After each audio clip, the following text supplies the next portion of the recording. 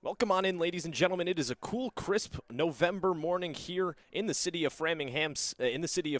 My name is Josh Barber. Alongside me, Paul Lambert. It is the first round of the NCAA Division III football championship between the visiting LaGrange College Panthers and the Framingham State University Rams. While Framingham State is technically the visiting team in this game, LaGrange was supposed to be hosting this one. However, they were unable to due to field scheduling conflicts. So now we are here in Framingham, Massachusetts. Paul, I'm going to bring you in here. What are the three keys to the game for each of these two teams? I think for Framingham, we've seen the defense get better as the season's gone on. A much better team defensively in November than they were in September. Can they sustain that against a good LaGrange offense?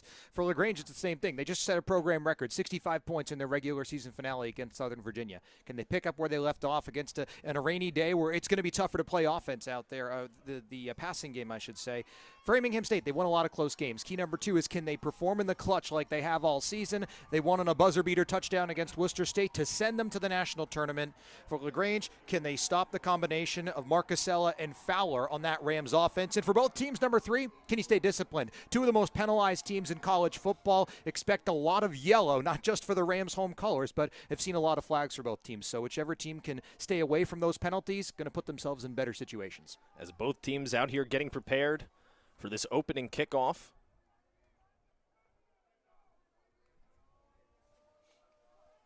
As we get set to get this one underway.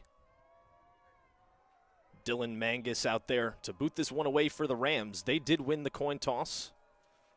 They have deferred and will receive the second half kickoff, which means we will get to see Henry Broadnax and this Panther offense to start off the game. Mangus making sure his guys are ready. Is the right good? Is the left good? We are good, and we are underway here. That one booted down the far side of the field, taken back into the middle. And that return will be stopped short right around the 36-yard line of the Panthers.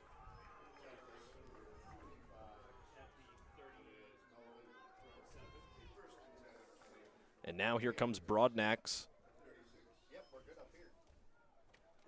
and the Panther offense. Yeah, good tackle by Melvon Crump out there defensively, or on special teams, I should say. And again, LaGrange, they had 37 points in the first half against Southern Virginia. So the question is, can they pick up right where they left off, get off to a strong start, and force the Rams to play from behind? Rams, if they can kind of win this first possession you're having deferred, be a big feather in the cap so far for Tom Kelly. There's Broadnax, a quick pass. This one on over to the far side for his man Stillwell, and Stillwell will charge his way forward. Referees will mark him past the first down marker, and already a gain of 11 on that first play from scrimmage for the Panthers. Yeah, Michael Stillwell, USA South first-teamer. That's his 25th catch of the season, north of 300 receiving yards. Henry Broadnax really, again, is both of these teams getting better as the regular season went on. Yeah, and you had mentioned both of these teams getting better as the season has gone on. Broadnax going into their 8th game of the regular season. He had 10 touchdowns, 11 interceptions. Since then, he's thrown 9 touchdowns and only 1 interception in LaGrange's last 3. Broadnax sends a man in motion, flips this on over to him. He's got some room on the outside. That was Colby Crawford right there on the little end around, the 5'3" junior out of Douglasville, Georgia. Yeah, Bryson Chastain on the right tackle set a good block and gave some space for LaGrange. And all of a sudden, the offense is moving. 19 yards in 2 plays from scrimmage. Now the Panthers set up nicely, already in Rams territory.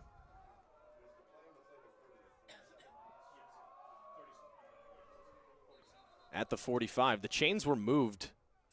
They were moving on the far sideline over there. An official timeout being taken here by the officials. Yeah, as you mentioned, looks like the chains had been moved. The initial signal was first down. The chain gang moved down and then moved them back because it looks like it's going to be second down in a yard and a half or so. So now here's Broadnax and the Panther offense.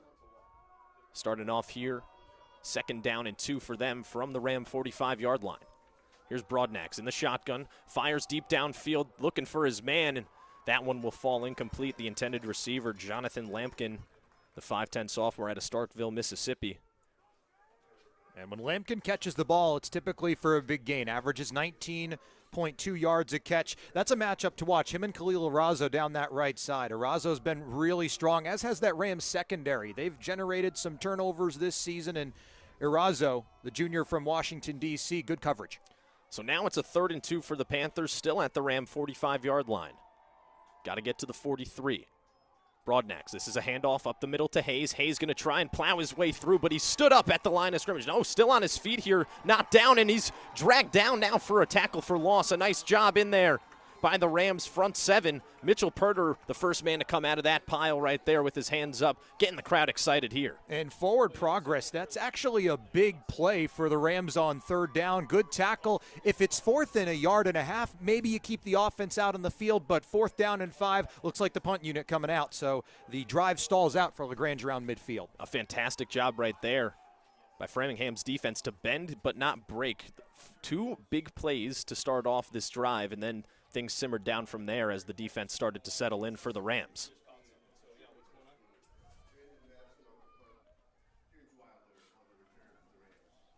Wilder back to return for the Rams.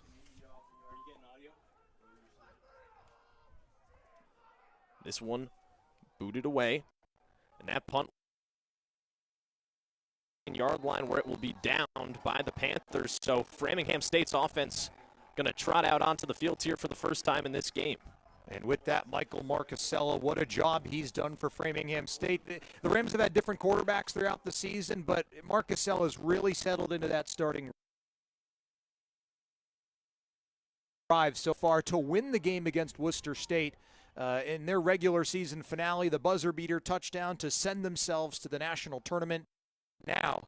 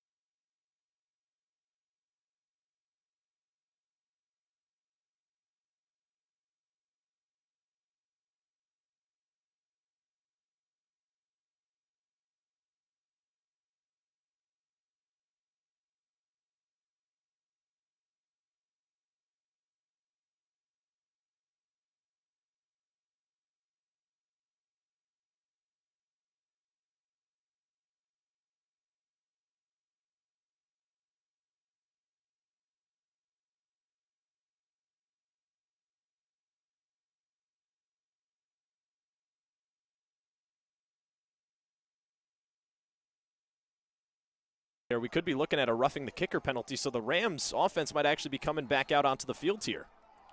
Well, the question is if it's the running into or if it's roughing.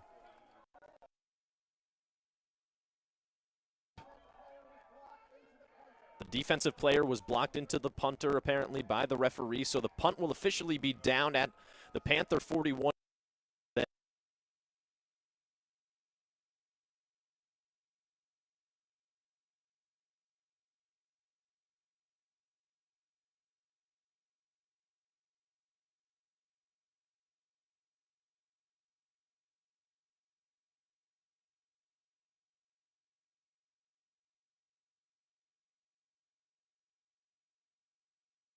LaGrange.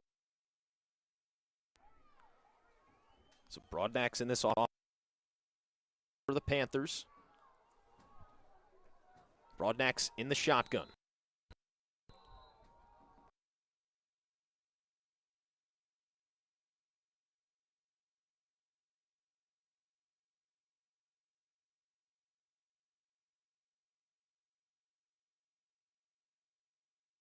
Junior out of Montgomery, Alabama. He's got 6 touchdowns on the year so far. He leads the team in touchdowns other than Kirk Scott, but we'll get into Kirk Scott once he checks into the game because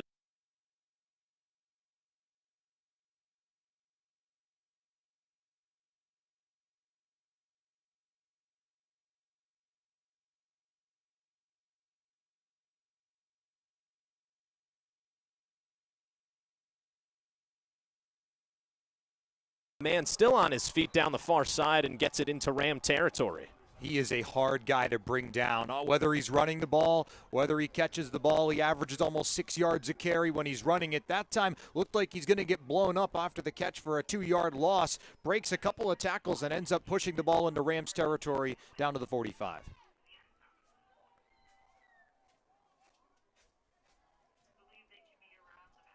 As now Broadnax gets his team back up to the line of scrimmage here. It's going to be a 1st and 10 for the Panthers from the Rams 45.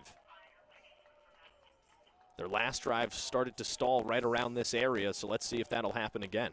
Broadnax sends a couple of men in motion, then gets the snap. Broadnax looking for his man deep down the far side, or the near side, I should say there, and that one will fall incomplete as the pass just goes over the outstretched hands of Ashton Bryant. Ashton Bryant, there's a lot of different places for the Panthers. They scheme a lot of things open, have taken a couple shots down the field. Neither have panned out, but I like the idea for LaGrange. That was, again, good coverage from Amari Williams that time. A pair of juniors, Erazo and Williams, getting the big-time coverage so far for the Rams. Broadnax in an empty set now, calling out the play. It's going to be a double stack formation. 4 wide receivers stacked 2-on-2 on top of each other here on the near side of your screen. This is going to be a quick fade ball on the far side. That one falls incomplete, intended for Lampkin. The double stack on the near side of the field, and then you have Lampkin in one-on-one coverage. That's your deep threat, and you try and get him on a fade ball down the far sideline, and that just didn't seem to work out right there. Broadnax's been quite inaccurate so far in this game. Yeah, and it looked like maybe you're setting up for a screen down bottom with Colby Crawford. He was open as well, but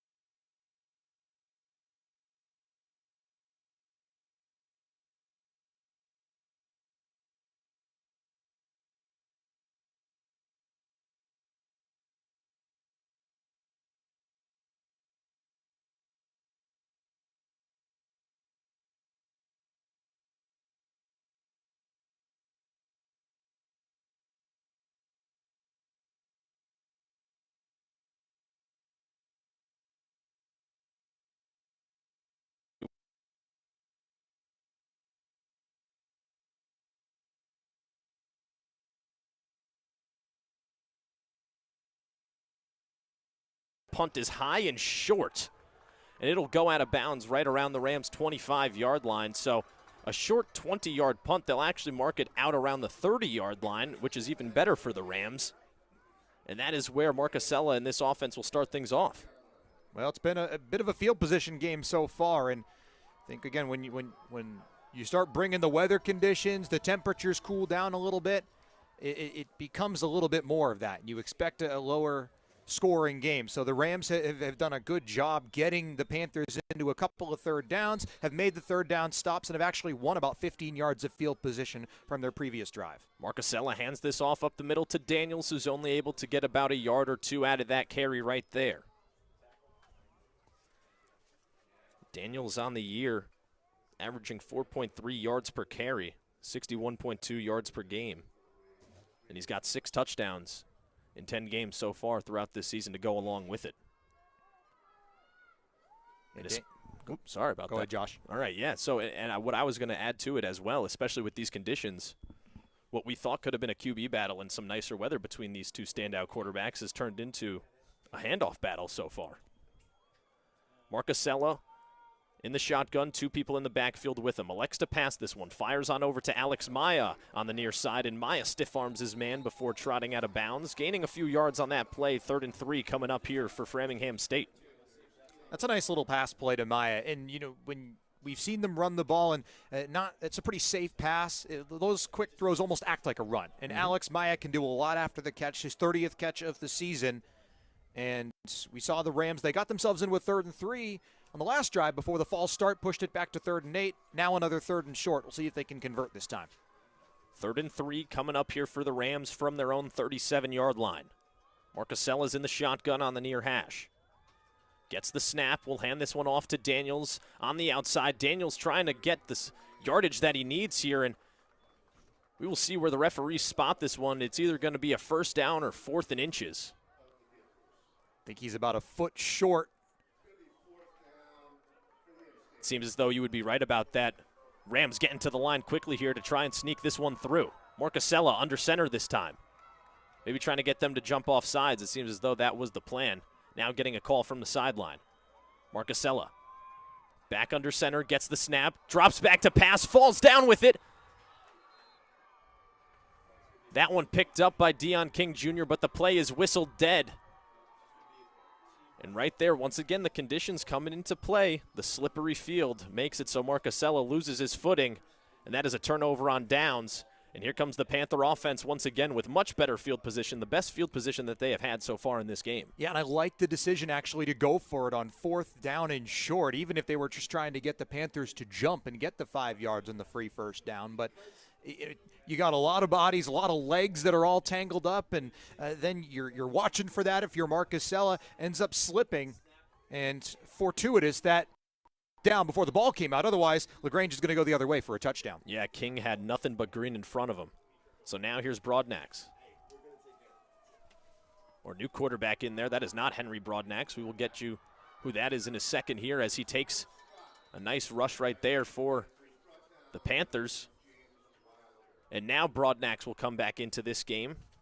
First sighting of Kirk Scott in the game. Yep. For LaGrange, and there's a reason he was named USA South Rookie of the Year. They've loved using him in those running situations, 6 rushing touchdowns, and has had a huge second half of the season. Not just a running quarterback, but has done a lot, even a punt returner too.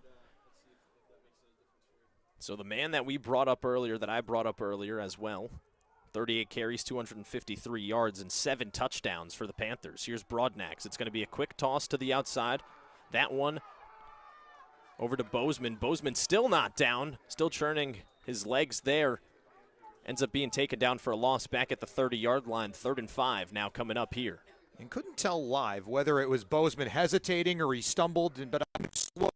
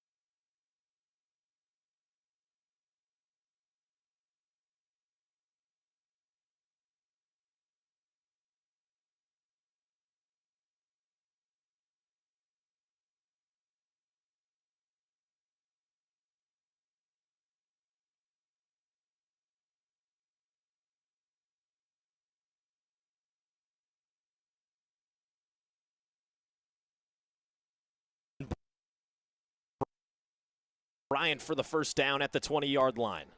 They'll mark him officially down at the 21.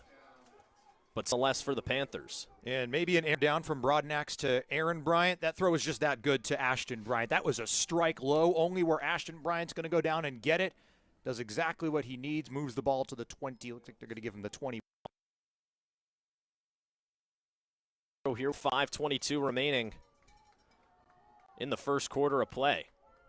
Here's Broadnax. This is going to be a toss to Bozeman off the right side. Bozeman able to gain a couple on.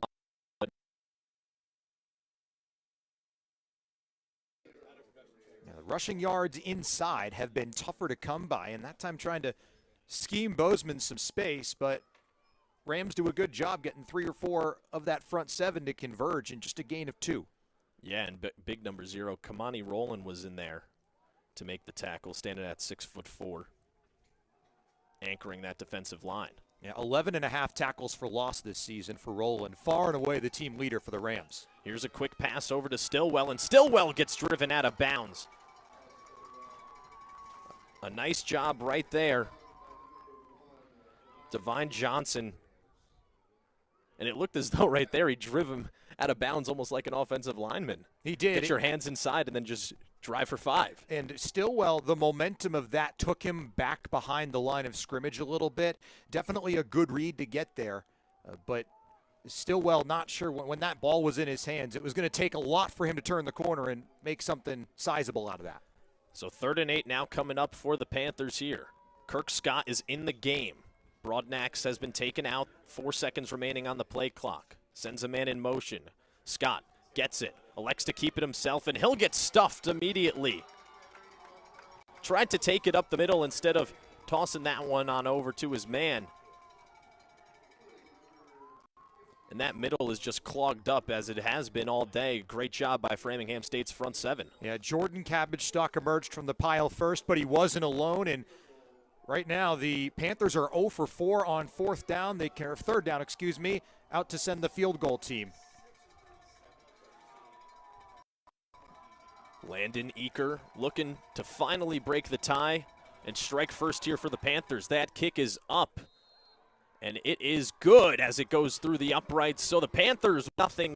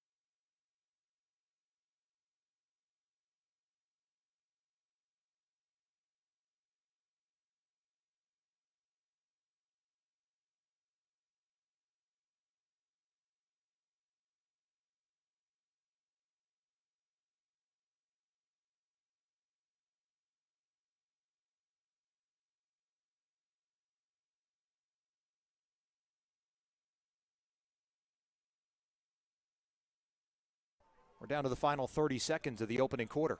That's something Tom Kelly must have told his team is, hey, whenever you get the ball, be prepared to be hit because this team swarms on defense, and we're seeing that so far out of the Panthers.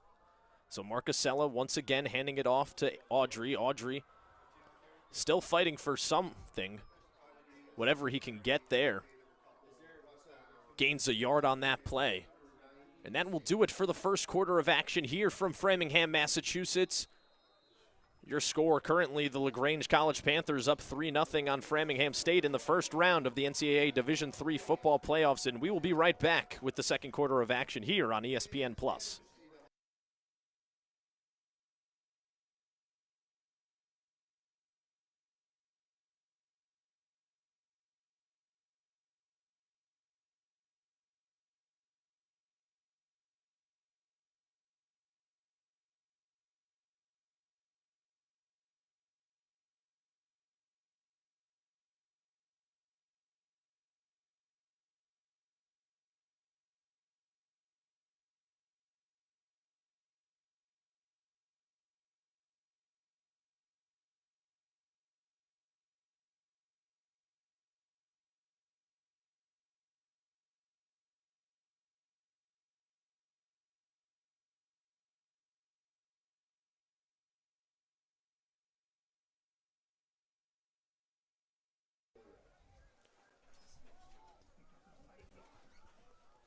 As we are back here on ESPN+, my name is Josh Barber, alongside me, Paul Lambert. It is the first round of the NCAA Division III football playoffs here from Framingham, Massachusetts. Just wanted to let you know we have just been made aware that it is audio only on ESPN+, so we will do our best to get the video back for you all as Marcusella fires on over to Alex Maya where the pass is incomplete. So 3rd and 9 now coming up here for the Rams. A lot of pressure in the face, as you mentioned. LaGrange swarming. There were 2 or 3 players in Marcusella's face. Threw the ball to the right side, and a bit of a dangerous ball. It kind of floated its way over. Ended up getting knocked to the ground. A ball like that got to be dangerous. Careful not to have it intercepted. Not a lot of help the other way. Pressure's been coming hard and fast here from the Panthers' front 7. So now it's 3rd and 9 from the Panther 34-yard line. You are in 4-down territory. Marcusella in the shotgun. 3 wide receivers off to his right, 1 to his left. 1 man in the backfield, that's Daniels. Marcusella gets the shotgun, snap, fires quickly over the middle. It's intercepted. That one taken away right there by Scandrett, and Scandrett then fumbles the ball. The ball is still free on the ground here. A flag comes flying in at the end of the play as there's still some extracurriculars going on.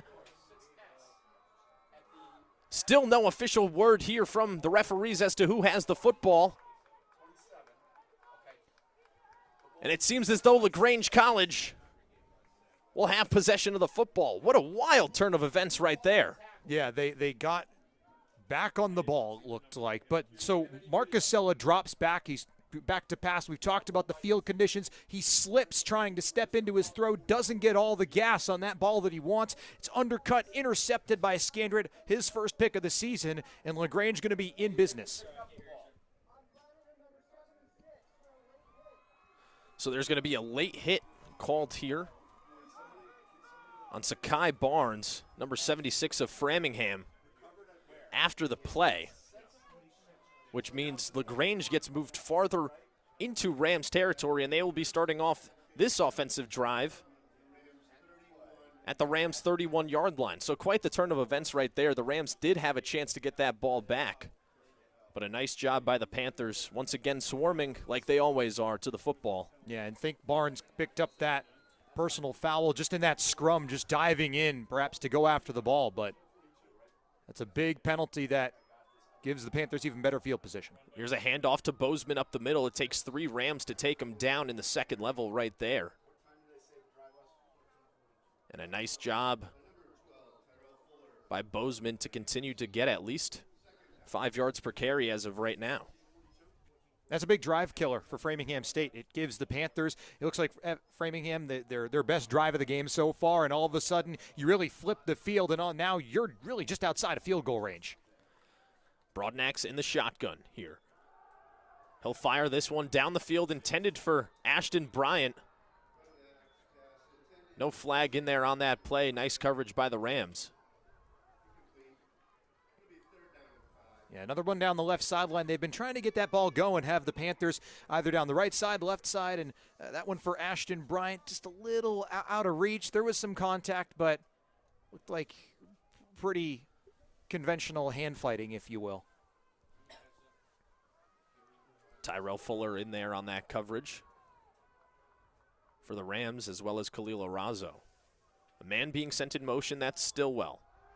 Here's a quick pass onto the near side for Bozeman, and Bozeman will get tracked down from behind for a loss on that play on 3rd down. So a 4th and somewhat manageable here. It seems as though it'll be a 4th and 7 here coming up for LaGrange. Offense will stay out on the field, and this would be a big answer right here by this Framingham defense if they are able to hold LaGrange to no points. And once again, a big 3rd down situation, big stop for Framingham. They turn this into a 4th and tougher for LaGrange.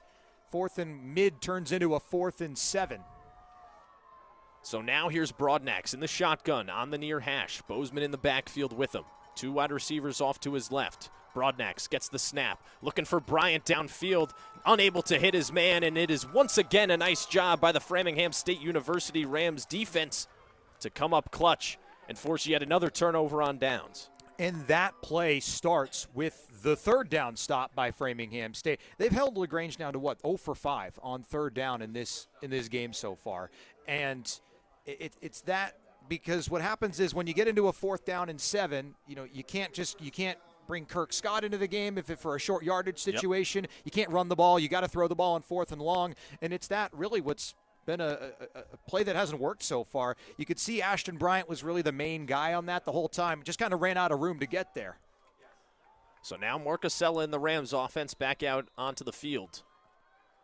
Starting this drive off at their own 28-yard line. Here's a handoff to Daniels on the outside, and he gets his clock cleaned in the backfield. My goodness, what a hit. Stoudemire in there on that tackle. The 6'2 junior out of Pensacola, Florida, laying the boom for the Panthers in the backfield. A loss of 1, 2nd and 11 coming up for the Rams. That was a huge hit that Stoudemire laid in there on Daniels. And we've seen the Rams try to get that outside running game going, and it just hasn't quite materialized yet. Marcusella, when passing the ball on those quick throws on that last drive, was really when the Rams looked best offensively. Marcusella in the shotgun, 2 wide receivers off to his right, 1 to his left. Has pressure coming, fires. He's got his man, that's Fowler, in the middle of the field, up to the 39-yard line, and that'll move the chains for Framingham State. If you're just joining us, my name is Josh Barber. Alongside me, Paul Lambert. Your score currently 3-0 in favor of LaGrange, with 12:17 remaining here in the 2nd quarter. And Fowler's 2nd catch of the game so far. And you can see the defender was playing off of Fowler a little bit. He's able to just make that quick cut in. Had all kinds of space. Momentum takes him for the 1st down to the 39. So now Marcusella in the shotgun once again. It's going to be a quick pass on over to Ty Kelly. Kelly able to make something out of nothing. He was going to be wrapped up for a loss of 1. Ends up with a 5-yard gain up to the 44-yard line. And the Rams will have 2nd and 5 coming up. He's been pretty good in those short pass situations, has Ty Kelly. That's his 11th catch of the season. And, again, we talk about the Rams. You're not getting the actual running game going with Daniels. Well, okay, let's get the ball into some receivers. Short yardage. Let's rely on the speed, the cuts of our players. Spend a lot more time on this grass than the Panthers have. So now Marcusella in the shotgun once again. 3 wide receivers off to the left for him. Quick pass, that one tipped at the line of scrimmage. And LaGrange looking like they picked up the ball right there, trying to take it back for a touchdown, although the play was whistled dead. That pass was intended for Jaheim Daniels. It was a quick swing pass to the outside, and Ronte Grady, the big 6'3 freshman out of Norcross, Georgia, making the play in the backfield. 3rd and 5 coming up now for Framingham State from their. And Grady got there because Marcusella tries the pump fake, trying to shake off. Grady gets the ball, gets his hand on the ball, and now a 3rd and 5, as you mentioned. Marcusella in the shotgun, gets the snap, quickly fires over the middle to Kelly in the middle of the field on a slant route, and now they're into Panther territory at the Panther 44-yard line. And once again, Kelly, the thing that's so interesting about him is if you could get him into open space, he can make you miss. He's a shorter guy. He's a speedier guy. He has a lower center of gravity, so he's a lot more fluid in his movements. And once again, we just saw it right there. That release was absolutely fantastic off the line of scrimmage. Yeah, great timing play by the Rams. Marcus gets back to the third step on his drop, slings it over to Kelly. Again, you mentioned not a huge receiver, 5'8", 145 pounds, but beating the Panthers on their speed right now. You got to play a little bit faster. That's what's worked for FSU. Marcusella in the shotgun once again has pressure coming immediately. He's got to step up in the pocket, gets rid of it on over to Maya. Maya runs a man over, still on his feet, and he'll be able to lunge his way forward for a couple more yards inside the Panther 40 up to the 38. Marcusella hung in there, and there was pressure coming in on him. Immediately on the crosser for Maya, though. Maya had some space. If Marcusella knows he's going to get hit, takes that extra quarter of a second. He does get hit, but it's a quality 7-yard gain. Yeah, and Zamarian Hudson was immediately in the backfield untouched, and you got to think, was that designed that way in order to get an extra blocker upfield? Kelly in motion here. Marcusella in the shotgun, hands this one off. Daniels has nothing but green in front of him. He'll take it to the 10-5, touchdown Framingham State. The offensive line opened a hole. It parted like the Red Sea. And Daniels takes it in for 6. Framingham State now with the lead. A 37-yard score.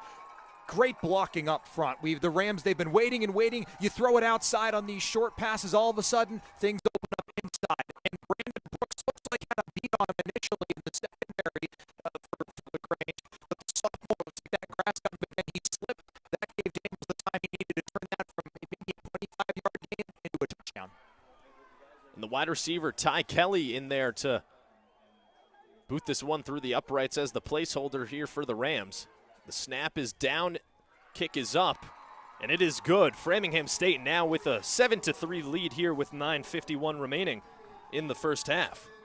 Marcusella coming off the field hyped right now, hyping the fans up, hyping his sideline up, flexing his muscles right now, high-fiving everybody in sight. And the Rams up 7-3. And although this is a road game, it has a home atmosphere as Framingham is hosting this game. Yeah, and again, we talk about it, just know the field better, have played on this, you say the turf, but it's a grass field, and it's been slippery out there. Kind of bit Marcusella on the last drive, right? He slipped when he was trying to throw it, turns into the interception. That time helps out Jaheim Daniels get into the end zone for the touchdown. But, Framingham, they've gotten better. It looks like really have looked more comfortable offensively, and they maybe were playing a little bit slower. I'm trying to say patience offensively in the first couple drives, but they've sped the tempo up. More timing plays, and that's resulted in really back-to-back good drives that have gotten deep into Panthers territory. This time the Rams finish it off with a score.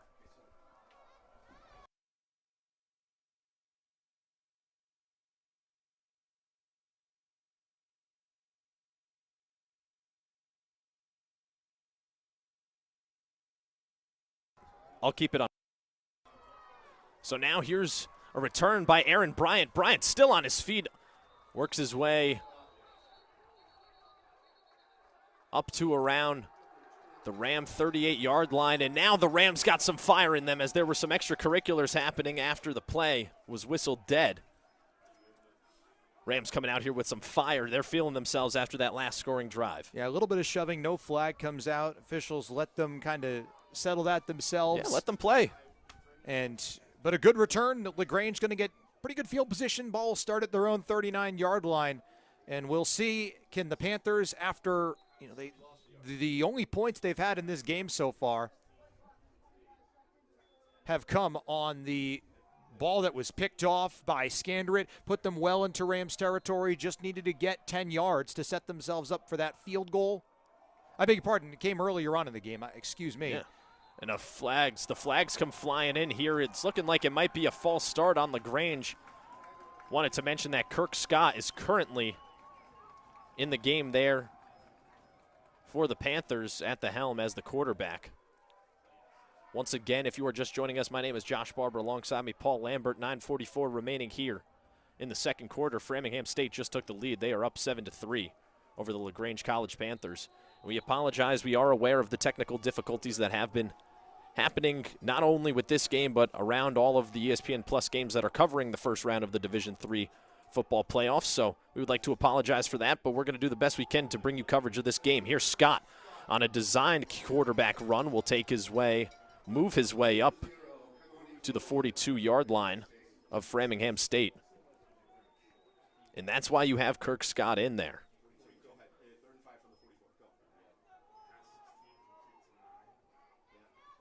Broadnack's back in the game here, and even though that first down play got moved back 5 yards because of a false start penalty, Panthers are already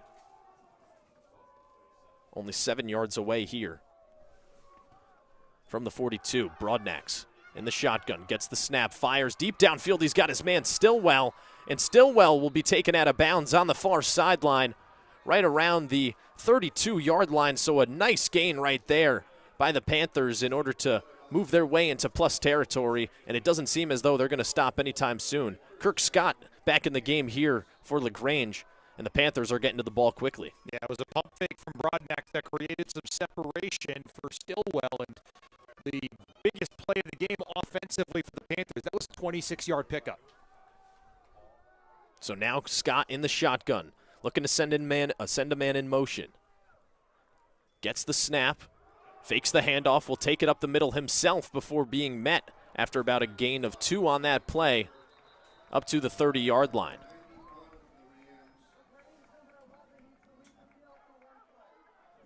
Scott's helmet popped off there as the head referee just made the announcement that he has to go sit on the sideline for at least a play, as Broadnack trots back out onto the field here for the Panthers.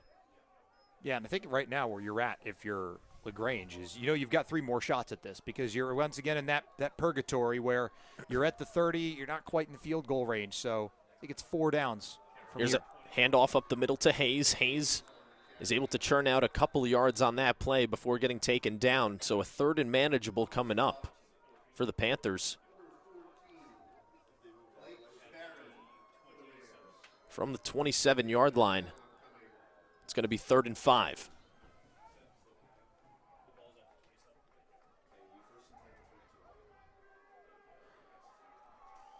Big 3rd down play coming up here for the Panthers offense and Henry Broadnax. He gets the call from the sideline, relays that information to the rest of his team out on the field.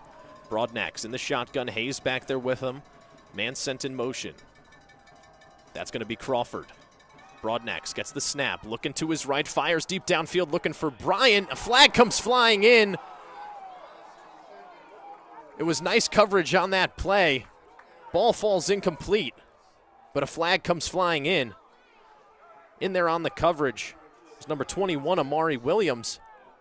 We will have to wait and see what this call is going to be here. Some of the Framingham players out on the field are saying this one might go on LaGrange. Yeah, there was a lot of contact. There was shoves. This may be an offensive pass interference. It looked like to be a push-off almost to create some separation.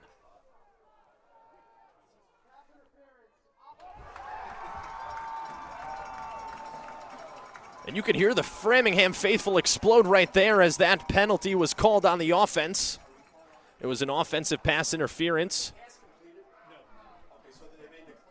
And so Framingham will decline this call, and that moves to 4th down and 5 here for LaGrange. Well, this is faith in the defense for Framingham State standing up, because you take a 3rd and very long and maybe result in a punt and getting pinned inside your 20, or do you make the stop here and get the ball back around the 30?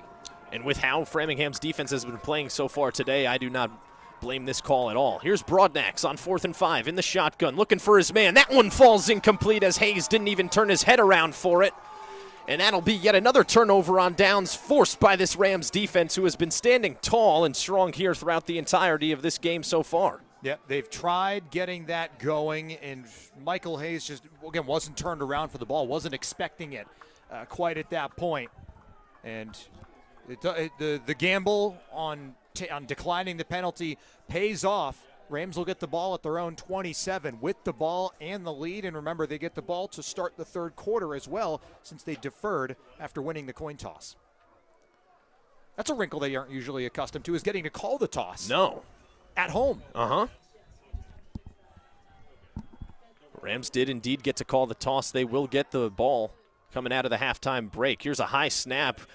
Marcusella able to get it down for Daniels there, but Daniels will be dropped in the backfield for a loss on that play.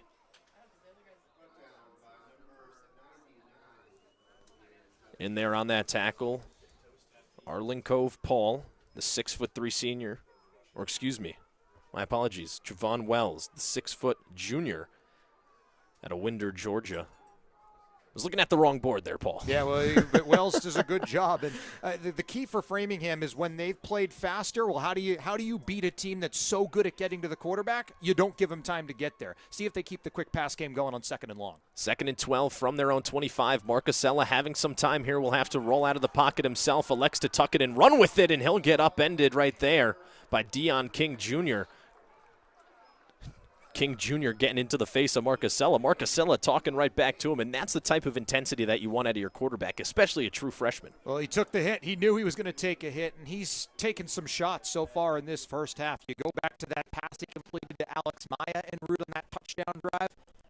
Makes this a much more manageable 3rd down. So a good pickup, 3rd down and 7. Really everything on the table here for Tom Kelly. Yeah, that just shows you the kind of leader Marcusella is right there, fighting in the pocket for every single yard and willing to put his body on the line for it. Marcusella in the shotgun, pump fakes, oh my goodness. As a flag comes flying in late after the play. Yeah, Aiden Surratt. Surratt took a shot. Yeah. I think it's going to be defenseless receiver and 15 yards against LaGrange. We talked about the discipline. Ball's incomplete. Play's been completed. Just coming in late. It's hard to stop yourself as a defender. Mm-hmm. But Surratt remains down on the field, and again, what an impact player he's been for Framingham on the offense. Yeah, and that was a really, really monstrous hit right there coming across the middle. Marcusella had to get rid of that one quickly there as there was pressure immediately in his face, and he just threw it over the middle there for Surratt, and Surratt's still on the ground here, unfortunately for the Rams. See if there's helmet-helmet contact. I think that's what the referees could be discussing as of right now. Obviously, we're at the Division III level here, so there's no immediate necessarily replay capability for the referees and the rules officials here. There's no New York that they could listen into to have the play broken down for them. Surratt now sitting up, which is good to see. Yeah, Rams are moving up the field. This is going to be a penalty against LaGrange, but question I think is going to be the severity and what this call actually is. Yeah.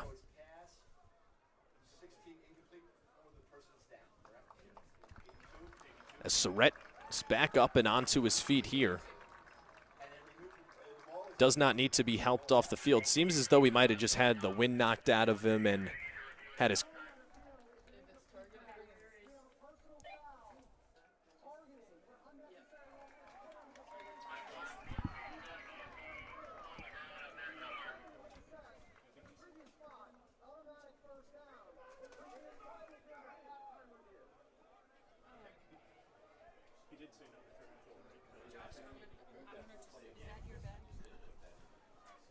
So it sounds like they got Ched Smith for targeting. Mm-hmm. Going to look at it like during halftime, but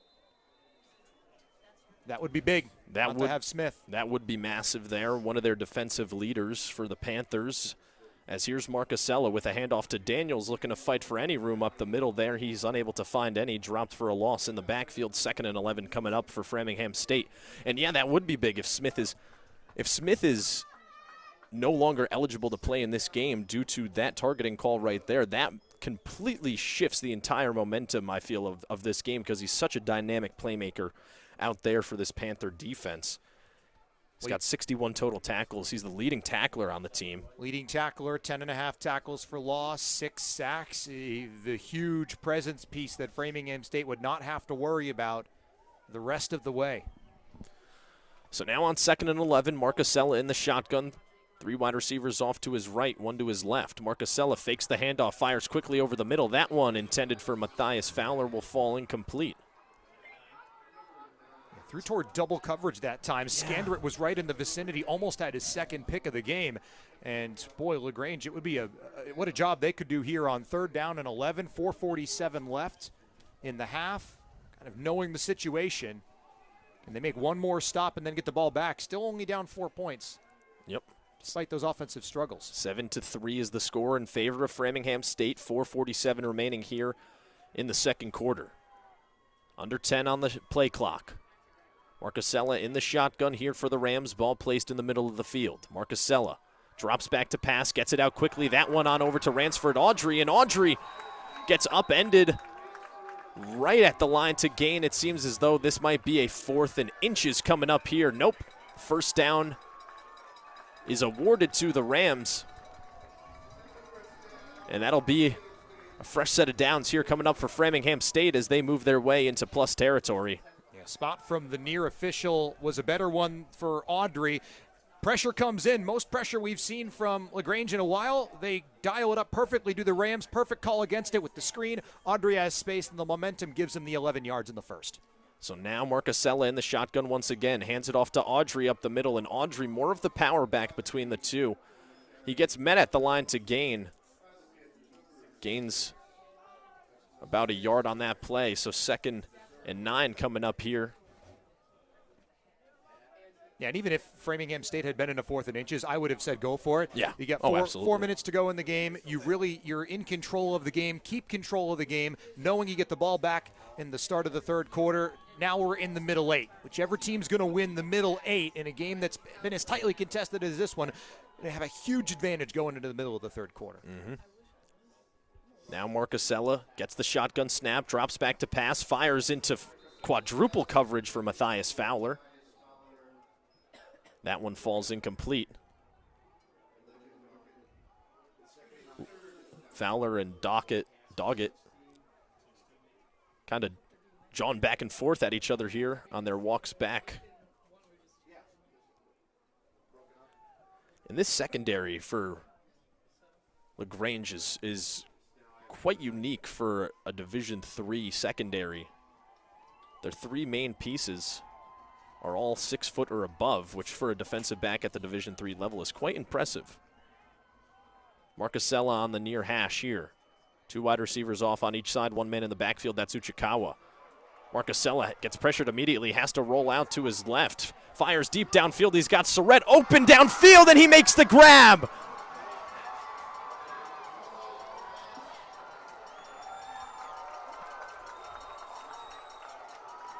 Aiden Surrett lays out for the diving catch. And that's a way to make your presence known. Unbelievable catch by Surrett. Remember, he had to just be be looked at, attended to after that big hit. Officials are talking it over. It was juggled by Surrett. I thought he stayed under it live. I did as well. It seemed as though he actually might have just held it onto his helmet. The momentum may have taken him across the goal line. That might be what the officials are talking about right down at the end zone right now. Officials huddling up here, trying to figure out what this call is going to be. Either way, a fantastic grab right there by Surrett. I thought he caught it and was short. Yes, I would agree. I would agree with that. I think he caught it and he was down at the 1 yard line. I do not think this should be a touchdown.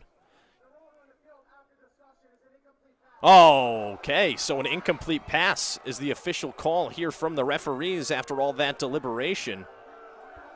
And the Framingham faithful not happy with it whatsoever. Either way, what an effort play right there from Surrett. Yeah, and it's a great job by Marcusella. He hung in there. I thought he was going to take off and run with it initially and make it into a more manageable 4th down. But he hangs in there for what felt like forever, slung the ball. Only guy who was going to get it was Surrett. Laid out for it, bobbled it, and the ball must have come loose. There was an official right down there who admittedly has a better view of Surrett than we do up here. Mm-hmm. That's a huge call for LaGrange because instead of 1st and goal at the 1 or even a touchdown, it's 4th and 9, and you get the ball back still with 3:13, all 3 timeouts, and the 2-minute timeout. Yeah, and I think the thing that really might have made it so that was called an incomplete pass is the fact that the ball was still moving around a little bit when Surrett landed on the ground there. So either way, Surratt to punt this one away for the Rams now, and back deep to return is going to be Kirk Scott for LaGrange. Oh, Surratt slips on the slick field right there. That ball bounces its way into the end zone barely. It almost settled down right around the 1 yard line, but a nice job of Kirk Scott letting that one roll into the end zone. And so here come the LaGrange College Panthers offense back out onto the field with 3:21 remaining here in the second quarter, looking to take the lead. And if you were with us and you saw that rain earlier on, looks like the sun's starting to pop out. Much nicer in terms of what the weather looks like, as now with 3:21, it's, Panthers have to play this smart. You don't want to, do anything too risky, turn the ball over deep in your own territory, knowing what the Rams get at the start of the third quarter, which is the ball. And with that being said as well, just knowing what the Rams defense has been able to do so far throughout this game, they have very much been to bend but don't break defense, only allowing 3 points so far throughout this entire contest. Kirk Scott in the backfield in the shotgun here for the Panthers. Gets the snap, elects to take it himself here as he normally does. Still looking around, fighting for some extra room here to work with, and he'll end up getting stood up after about a gain of 1 on that play. In Framingham State, you wonder, too, do you start taking your timeouts at any point? If you get into, say, a 3rd and long, or do you say, okay, we know we're going to get the ball start of the third quarter. Let's not get greedy. We don't want LaGrange all of a sudden to rediscover that offensive footing they had to close out the regular season. I would say play it a little more conservatively as of right now. You want to get this win, and you want to have the lead, and you want to maintain the lead. So continue to put it on your defense the way that you have been if you're Coach Tom Kelly, with also knowing the fact that your offense can gash the Panther defense for big plays if needed. Here's a screen pass underneath for Hayes. Hayes gets dragged down by his ankles right there by James Wilder. Hayes unable to get that first down, so a 3rd and short coming up here for the Panthers. Great tackle by Wilder. 51 tackles entering today to lead the team, and that saved not only a first down, but a lot of yardage for LaGrange. And now on 3rd and short, can LaGrange, we've seen them struggle on the 3rd down so far today. Can they get a first down here? They don't have to run this play until the 2-minute timeout. Yeah, and another thing that I want to mention about Wilder is he leads the team in solo tackles as well with 42 total. So 42 out of his 51 total tackles have come by himself as we have reached the 2-minute timeout here. Your score from Framingham, Massachusetts. Framingham State currently in the lead here over LaGrange College by a score of 7-3.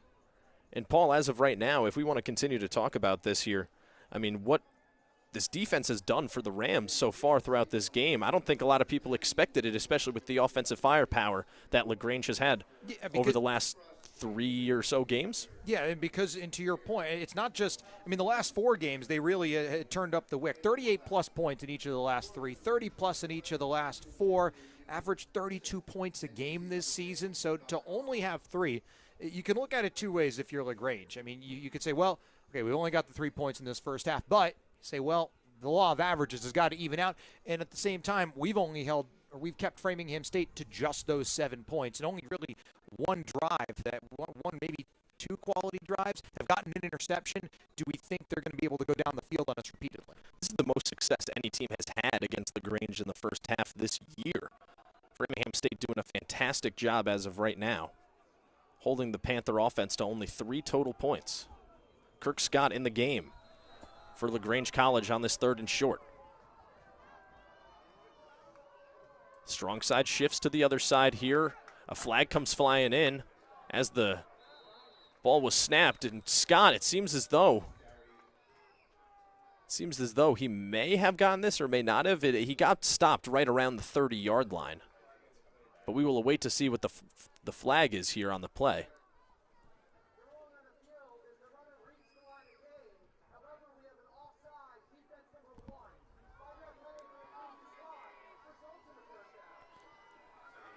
So an offsides penalty there, assessed to Framingham State University, and Kirk Scott, as we just heard from the head official, reached the line to gain anyway, so it would have been a first down no matter what for LaGrange College here with 1:54 remaining in the second quarter. Yep, take the yards, though. You get an extra 3-4 yards by accepting the penalty. So with that, you get Broadnax out there and everything. The main goal right now for the Panthers, don't let the Rams touch the ball. the rest of this first half. You want to go, perfect scenario is you run the ball into the end zone with 15 seconds left in the first half. So now Broadnax back in the game for the Panthers. In the shotgun, gets the snap, looks off, deep downfield, looking for Stillwell. Stillwell! Did he make that catch? He did! Flags come flying in, however, so we'll have to see if that play will stand. But Stillwell makes an incredible catch in one-on-one coverage against Divine Johnson to get down to the Rams' 36-yard line as of right now. Yeah, this is going to stand. I think that was an interference call against Johnson. He was holding the arm. What a grab by Stillwell. My goodness. Why don't you go put that on You Got Mossed? Yeah, that's a perfect throw, too. Best throw from Broadnax so far this afternoon. Yeah, fantastic ball placement.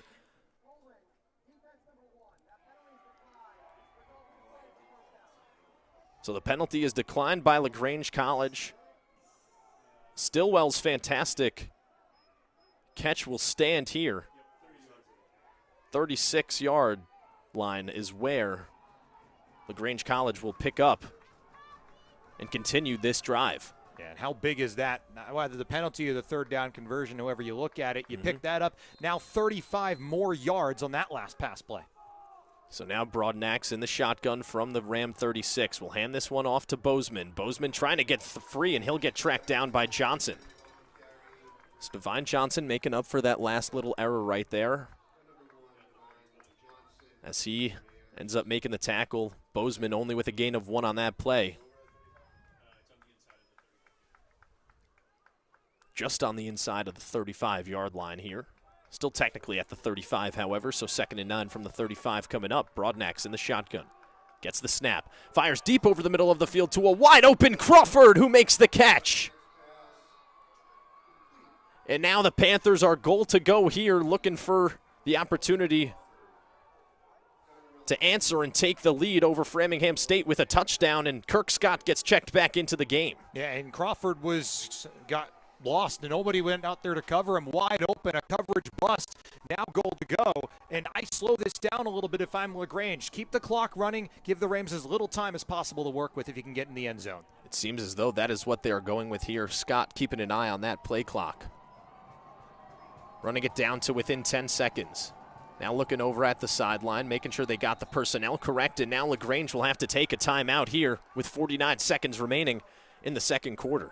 And with the way Framingham State's defense has been playing as well, who's to say that they don't have a goal line stand right here? Yeah, but now if nothing else for LaGrange, you can bleed out. You can say, in essence, let's make sure we don't go into the locker room down more than 7-3. If you get stopped 3 straight times, you can kick a chip shot field goal, go in 7-6.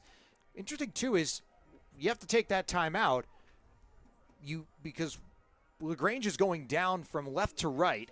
Is they're going toward the Framingham State student section right now, who is screaming down into that huddle, in essence, and Kirk Scott really can't hear much and has to look to the sideline, can't get the message across, have to take that timeout.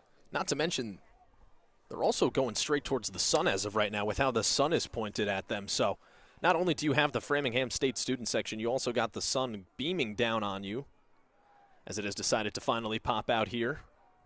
It sure didn't look like it about 2 hours ago. No, not even close. It looked like it was just going to be a groggy day here today. So now the Panthers back out onto the field. Kirk Scott still in there at quarterback. Bozeman in the backfield with him. Some extra blockers brought in up front. It's the jumbo package in there for LaGrange. 1st and goal from the 2. Scott will take it himself. Gets free into the end zone for the touchdown. Scott's 8th touchdown of the year. And now LaGrange has the lead by a score of 9-7 with 43 seconds remaining here in the second quarter. That's why you bring Kirk Scott in for situations just like that. That's why he's had 7 touchdowns before that. Last one, good blocking up front. Had some help from Bozeman, and now LaGrange back in front. As the extra point is up and good, so 10-7 now the score. LaGrange College finding themselves in familiar territory here, being up 3 over Framingham State, as that is how the score was for quite some time until a Jaheim Daniels rushing touchdown that made it 7-3 in favor of Framingham State. And now, off that Kirk Scott touchdown and the extra point being made, that brings us to where we stand here. Score is 10-7 in favor of LaGrange College. 43 seconds remaining in the second quarter. My name is Josh Barber. Alongside me, Paul Lambert. We're here on ESPN Plus for the first round of the NCAA Division III football playoffs. And really an awesome drive from LaGrange. You know, they've gotten points in this game, but it didn't feel like they'd gone on one of those drives that helped them lead in offense in USA South play. And they did everything right. They made the plays where they needed to, took advantage of some Framingham State mistakes. Now have themselves the lead. We'll see if the Rams choose to do anything with not a lot of time left. They still do have their timeouts. This one booted deep down the field, looking to be returned by a Ram. Down there, it's going to be Khalil Arazo. Arazo able to get some room to the outside on the far side before being knocked out of bounds at the 40-yard line. So the Rams still with all 3 timeouts, 36 seconds to go. And a nice return right there from Arazo gives them a little more room to work with here and possibly an opportunity to go down and get 6. This is, again, you know, it's the level of aggression. It's a tough call to make here. If you're the Rams, do you push? You've really not been a team that's kicked field goals this season. Only tried a couple of times. I think you try a couple of plays here. I think knowing that you're getting the ball coming out of the half changes a lot of things as well, your aggressiveness as far as it goes for Framingham. Referees say that Arazo stepped out at the 38-yard line, so that is where Marcusella will retrieve the shotgun snap. Being pressured, has to step up in the pocket. Marcusella falls with it due to the slick conditions out there. He's looking around like the turf monster just caught me. And now the time will continue to run here. 20 seconds remaining in the first half. That's going to do it for the half. Yeah, it seems as though that might.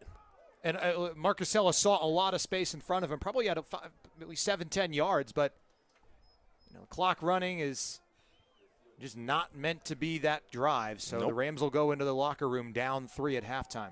Yep, and you just heard it right there, ladies and gentlemen. That will do it for the first half of action in this first round matchup of the NCAA Division III football playoffs. Framingham State currently hosting this game here in Framingham, Massachusetts, because LaGrange College was unable to host down there in Georgia. And your score at the half, LaGrange currently up by a score of 10-7, and we will be back with the second half of action here on ESPN+.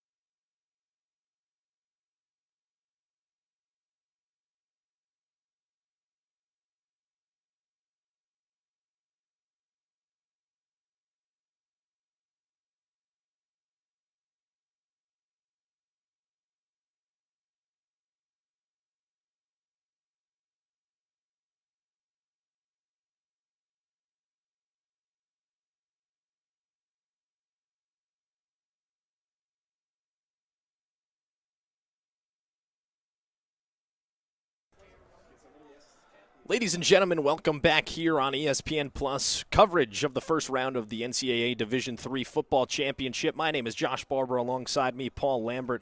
A fantastic first half of action between the Framingham State University Rams and the LaGrange College Panthers just took place here. Score coming out of the half is 10-7. Time of possession is completely even right now. 15 minutes for Framingham State and 15 minutes for LaGrange. Something I've never seen before in a football game where it's a completely even time of possession throughout the first half, and it's been a back-and-forth affair between these two teams so far. Yeah, usually you look at the yards and the points and the first downs and third down percentage, but I actually love the time of possession being exactly even because it really felt like a 50-50 game both ways. Felt like Framingham State's third down defense was very good, forced LaGrange into some tough spots, but ton of credit to the Panthers. They go down the field on that one the last couple minutes of the first half after really being – banging the head against the wall, really, the entire first half. They take advantage of a coverage bust.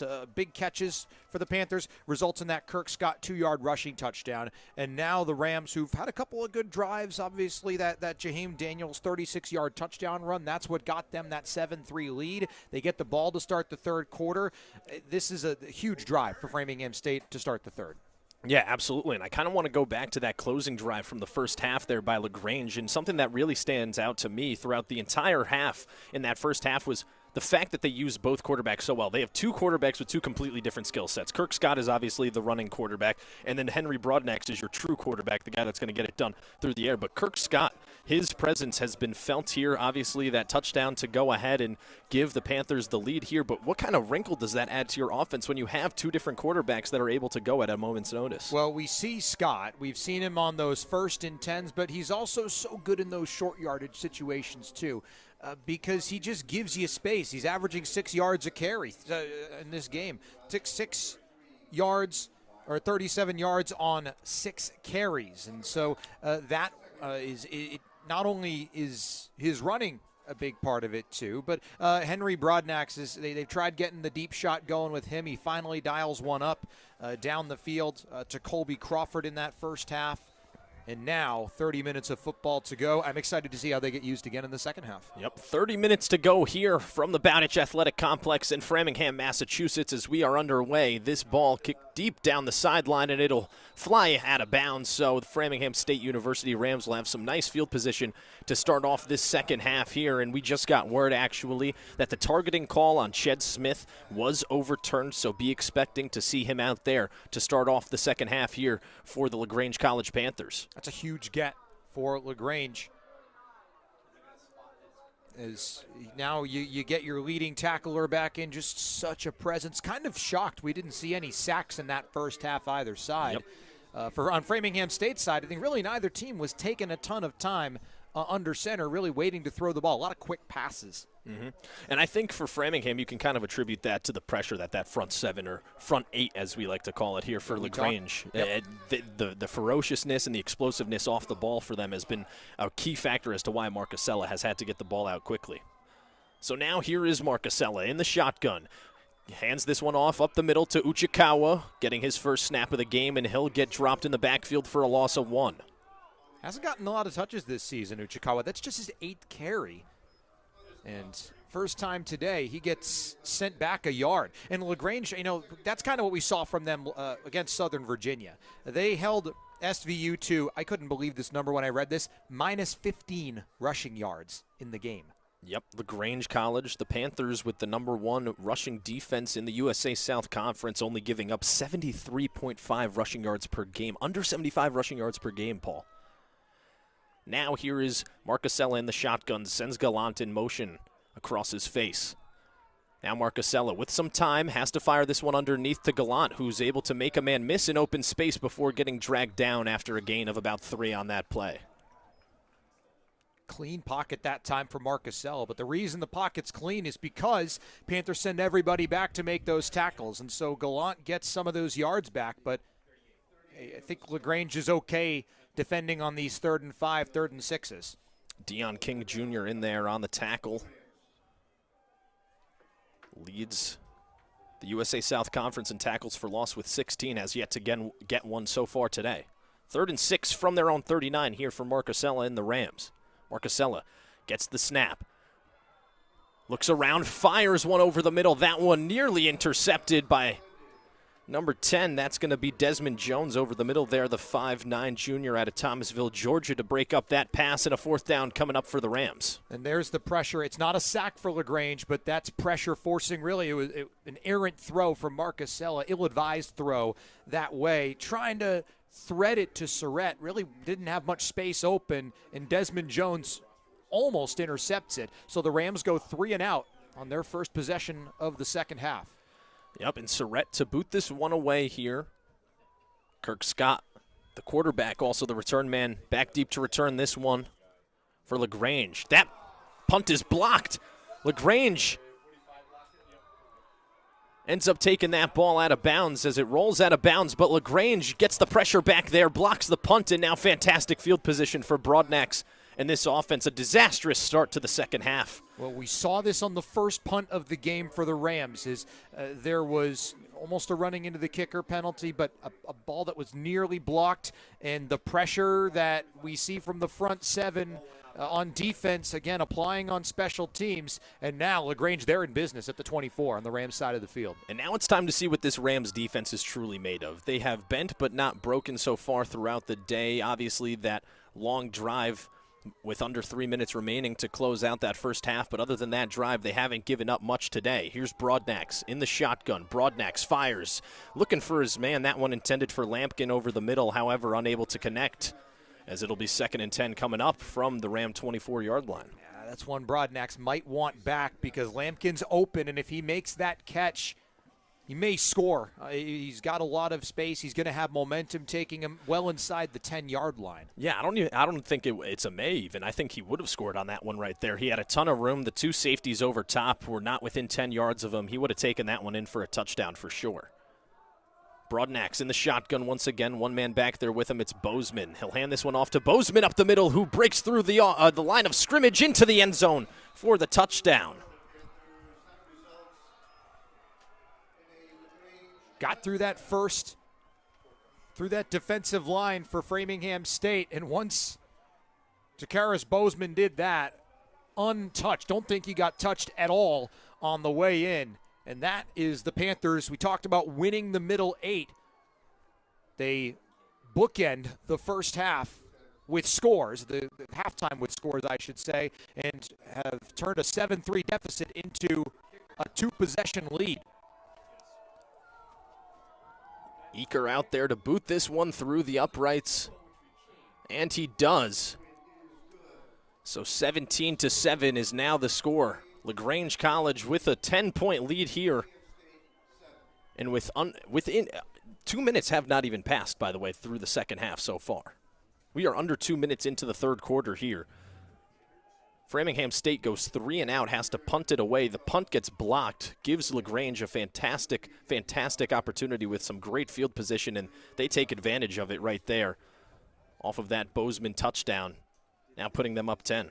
And a couple of Rams busts. You see, obviously, Bozeman kind of gets lost in that secondary again, but the wide open Colby Crawford to get the Panthers into goal-to-go situation on the first and toward the end of that first half, and then that time Bozeman getting that 24-yard touchdown run after Lampkin was almost wide open for a touchdown as well. So LaGrange starting to figure things out offensively and taking advantage again of the Rams leaving players open.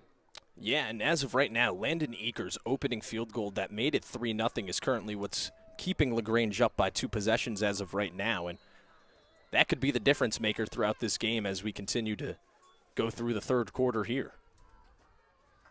As this one is booted away down the far side, and that one will go out of bounds once again, so Framingham State will start off at the 35-yard line once again. Yeah, Liam Delaney, a couple of kicks, and that one went out about 17 yards shy of the end zone.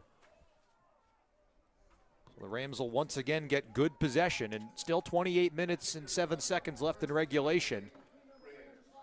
A lot of football left to be played, Paul. You're absolutely right, and it's going to be interesting to see how the Rams want to respond offensively to going 3 and out, and then giving up that touchdown to Bozeman as well, as Marcus Sella and the offense trot on to the field here to get the second drive of the third quarter started for Framingham State. And you start looking for Framingham State, and really I guess this game in general, is that turning point right now is the ball that Aiden Surratt almost caught, incomplete pass on that 3rd and long that Marcusella almost completes to him back in the first half, almost turned into a 14-3 game, and now it's swung back 17-7 the other way.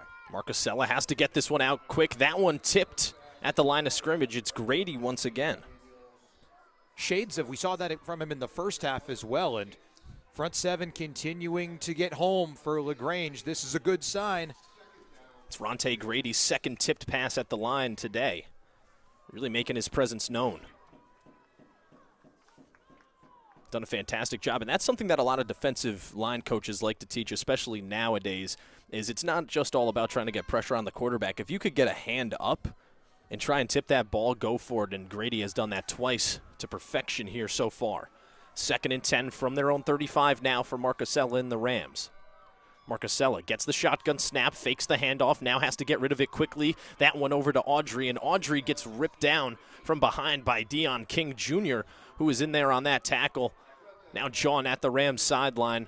No gain on that play. 3rd and 10 from their own 35 for the Rams coming up. And it feels like the Panthers playing a little bit looser. Not playing too loose, but you drop 8 back into the secondary, and Dion King, excellent tackle. Once again, Rams in a 3rd down. Still just 2.5 minutes gone in the third quarter. This is a big one. You feel like not a gotta have it, but you'd really like it if you're Marcusella and Framingham State. Marcusella looks down at his wristband. Uchikawa in the backfield. Haven't seen Daniels yet this half. Here's Marcusella on 3rd down. Has to get rid of it quickly. Gets it out to Uchikawa, who just takes a step out of bounds after a gain of 1. There's a Panther down on the field. So an official timeout called here. Down is going to be Zamarian Hudson, the 6-foot freshman out of Cordell, Georgia. He's got 38 total tackles on the season and 12.5 tackles for loss. Definitely not somebody that the Panthers want to be down on the field. No, it was 6 sacks as well, 3 quarterback hits, and it looked like that was LaGrange's best shot at getting their first sack of Marcusella. I think they'll be more than happy to just take the quick gain by Uchikawa. Rams are going to have to punt again here,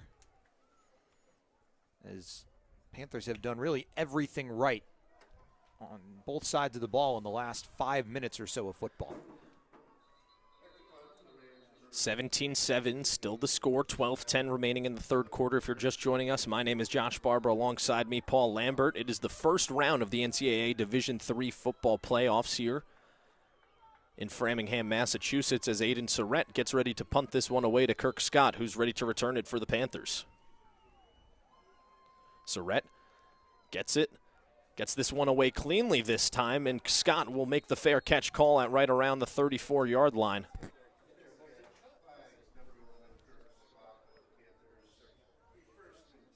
As the offense comes back out onto the field here for LaGrange. And although they had fantastic field position on that last touchdown drive, the way that they were moving the ball, it seemed as though if even they had to go 80 yards for that touchdown, they would be able to, just the way that the offense has been moving. Yeah, and in winning the field position battle, Framingham State, remember, on their first 2 possessions of the third quarter, have gotten a bit better field position because of back-to-back kickoffs that have gone out of bounds. And now we see the Panthers getting good field position, and this starting to shake out the way you like it. You got to think if you're head coach Wes Dodson. So now here's Scott in the backfield. Hands this one off to Bozeman. Bozeman still on his feet, trying to bounce it to the outside. He's able to get some room in the second level, still on his feet before going out of bounds. Gets the first down, however, so a fresh set of downs coming up as the chains get moved for the Panthers. Yeah, picked up 11 that time. We talked about him in the first half. Bozeman tough to bring down. Took a hit and bounced off of Rams defender, worked his way up that left side. And nearing midfield again, this is the kind of running game LaGrange had against Southern Virginia and really throughout a good chunk of this season. So now Broadnack's back in the game at the helm at quarterback. Quick pass to Stillwell, gains him about 3 yards on that play. Up to the 48-yard line, or just between the 48 and the 49-yard line. Splitting the yard markers perfectly, actually, just ball being placed right in the middle there. You can hear the Framingham faithful starting to get back into it slightly here, but the fans are definitely going to need to start to play a role here. 2nd and 7 from their own 49-yard line. Knocking on the door of midfield. Here's Broadnax. Drops back, fires deep downfield looking for Bryant. That one incomplete, broken up on the play down there. Khalil Arazo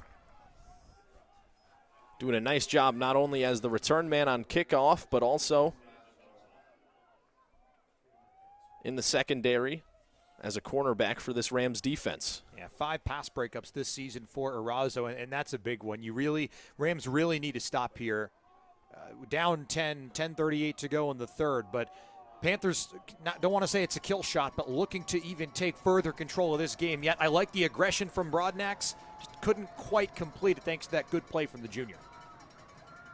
So now Broadnax on 3rd and 7 sends a man in the orbit motion. That's Crawford. Broadnax fires over the middle. It's Stillwell. Old reliable for Henry Broadnax. Gets it done and gets the first down. Good protection on the Rams blitz that time. Looked like they brought an extra man, did Framingham State, but they give Broadnax enough time to deliver a strike to Stillwell. And how many times have we said his name so far? That's his 6th catch of the game. I'll say it's 6 catches, 65 yards now.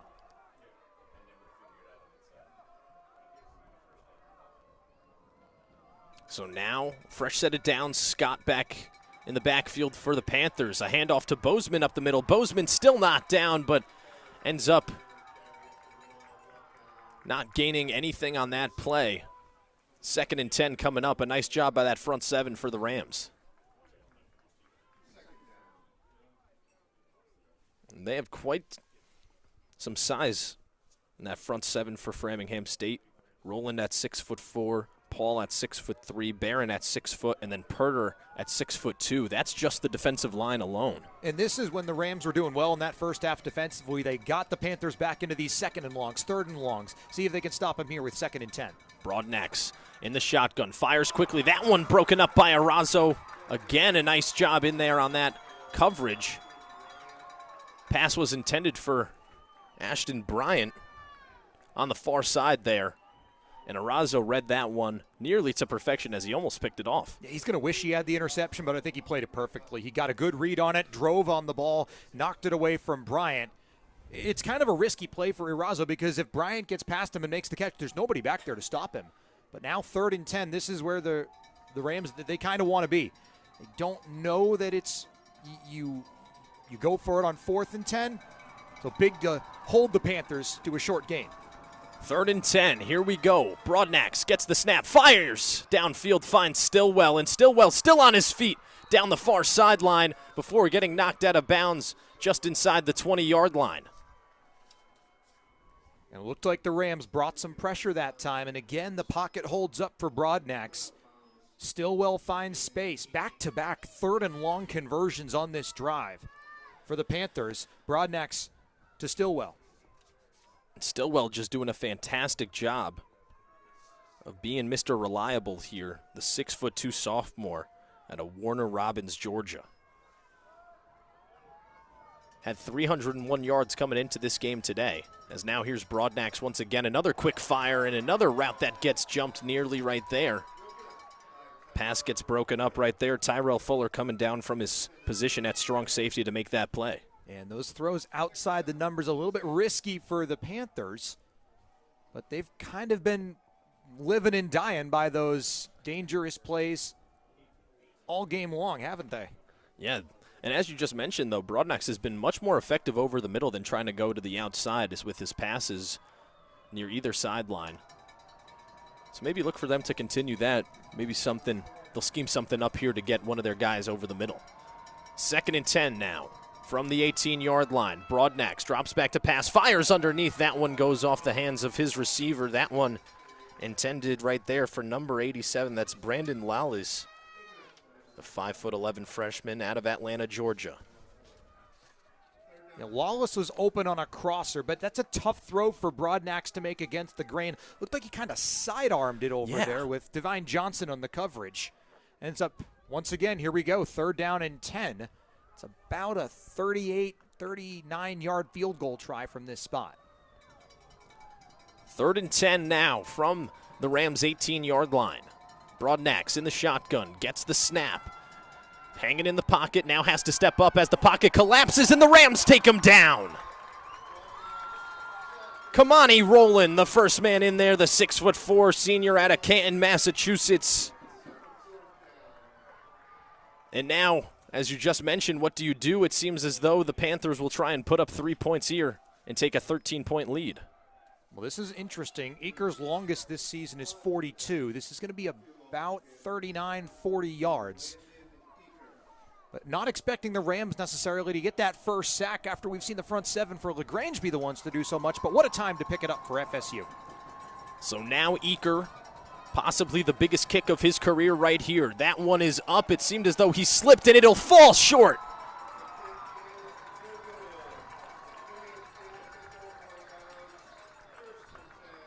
The score will remain at 17-7 in favor of LaGrange College with 7:45 remaining in the third quarter, and now the Rams with a little bit of life in them. Oh, and it was such a good drive for LaGrange as well. Looked like they really couldn't be stopped. It was, again, Stillwell with those back-to-back third down catches.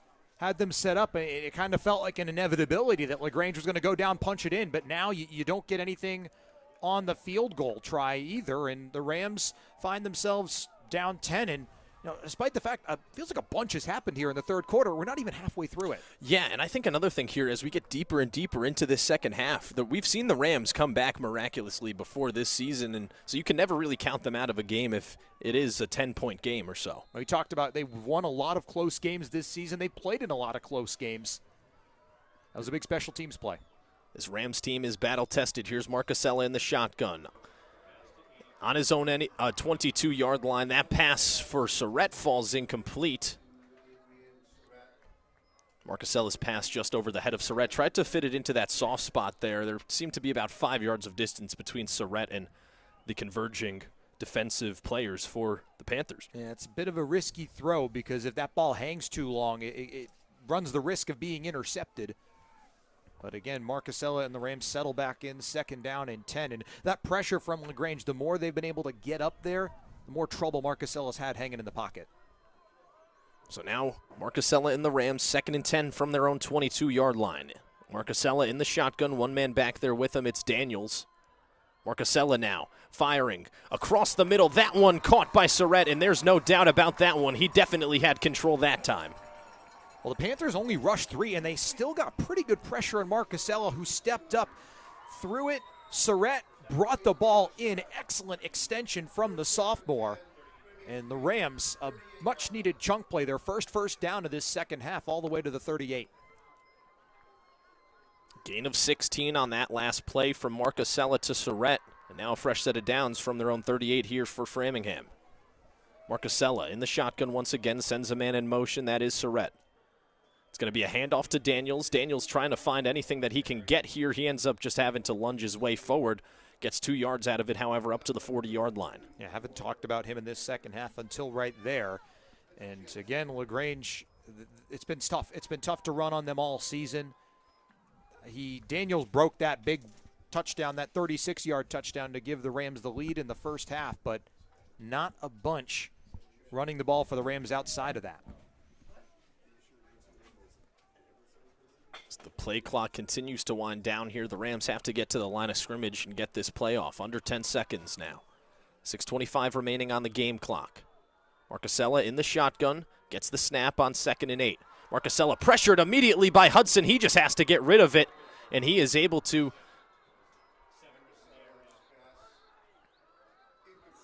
An incomplete pass is the official calling. A great heads-up play by Marcusella. A dangerous one at that. A little Josh Allen right there for you, where he's just trying to get rid of the football and not take the sack, and just lucky enough that that ball did not end up in the hands of a Panther. Yeah, and that he saw Alex Maya as a receiver in the area. Otherwise, it's intentional grounding, and it's a 3rd and 18 right now. So now it's still a doable 3rd down for Marcusella, but pressure in his face. Looked like there was an untouched Panther that was closing right in on him when he got it away. Yeah, Zamarian Hudson came flying off the line of scrimmage.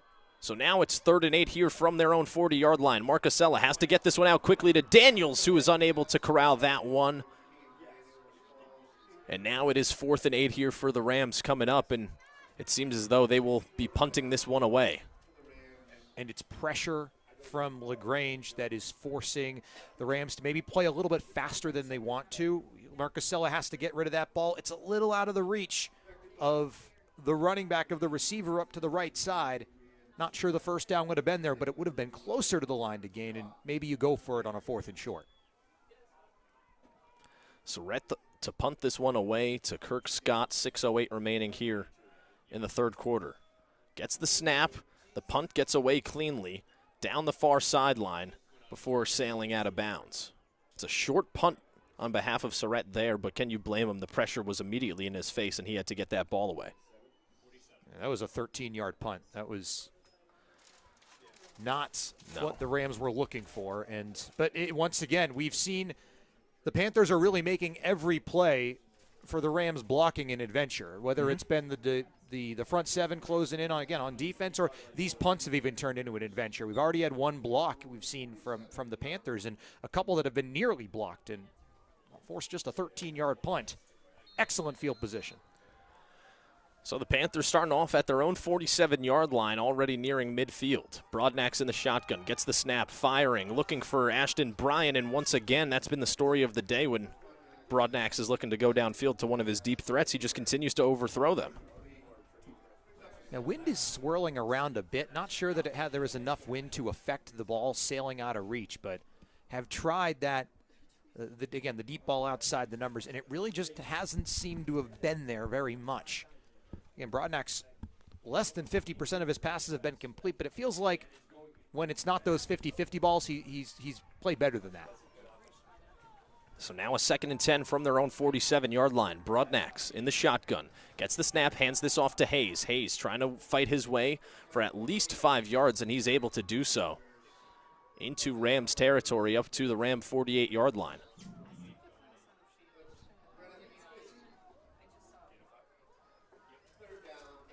Third and 5 now, coming up here from the Ram 48-yard line for the LaGrange College Panthers. And LaGrange, that's a tough run. I mean, that could have been a 2-yard run. Instead, it's a 5-yard run, and now it turns a 3rd and long into a 3rd and manageable, and yard here, a yard there, they add up over the course of the drive. So now 3rd and 5. Broadnax in the shotgun with Hayes. He'll hand this one off to Hayes. Up the middle. Hayes bouncing it to the outside now before getting taken down from behind. Gets back to the line to gain, but a 4th and 5 coming up for LaGrange. It was Tyrell Fuller who got him from behind. There was help from James Wilder in front of Hayes, who Hayes was closing in on, but Fuller slowed him down on the way to Wilder. Excellent job by the pair of safeties combining on the tackle. And 4th and 5 does look like the punting unit will come out for the Panthers. Yep, and once again, another thing that we want to mention, we mentioned it earlier, but Fuller coming down from his strong safety position to make these tackles in that 3 to 5 yard range really goes to show you how quickly these safeties are able to figure out what's going on out on the field. A quick shift around here by the punting unit for LaGrange as Matson gets ready to boot this one away. He does. It is a high and short punt, so short punts from each team. Oh, and a fortuitous bounce right there for LaGrange as that ball landed right around the 20 and rolled all the way to the 10, and that is where Framingham State will start off this drive deep in their own end.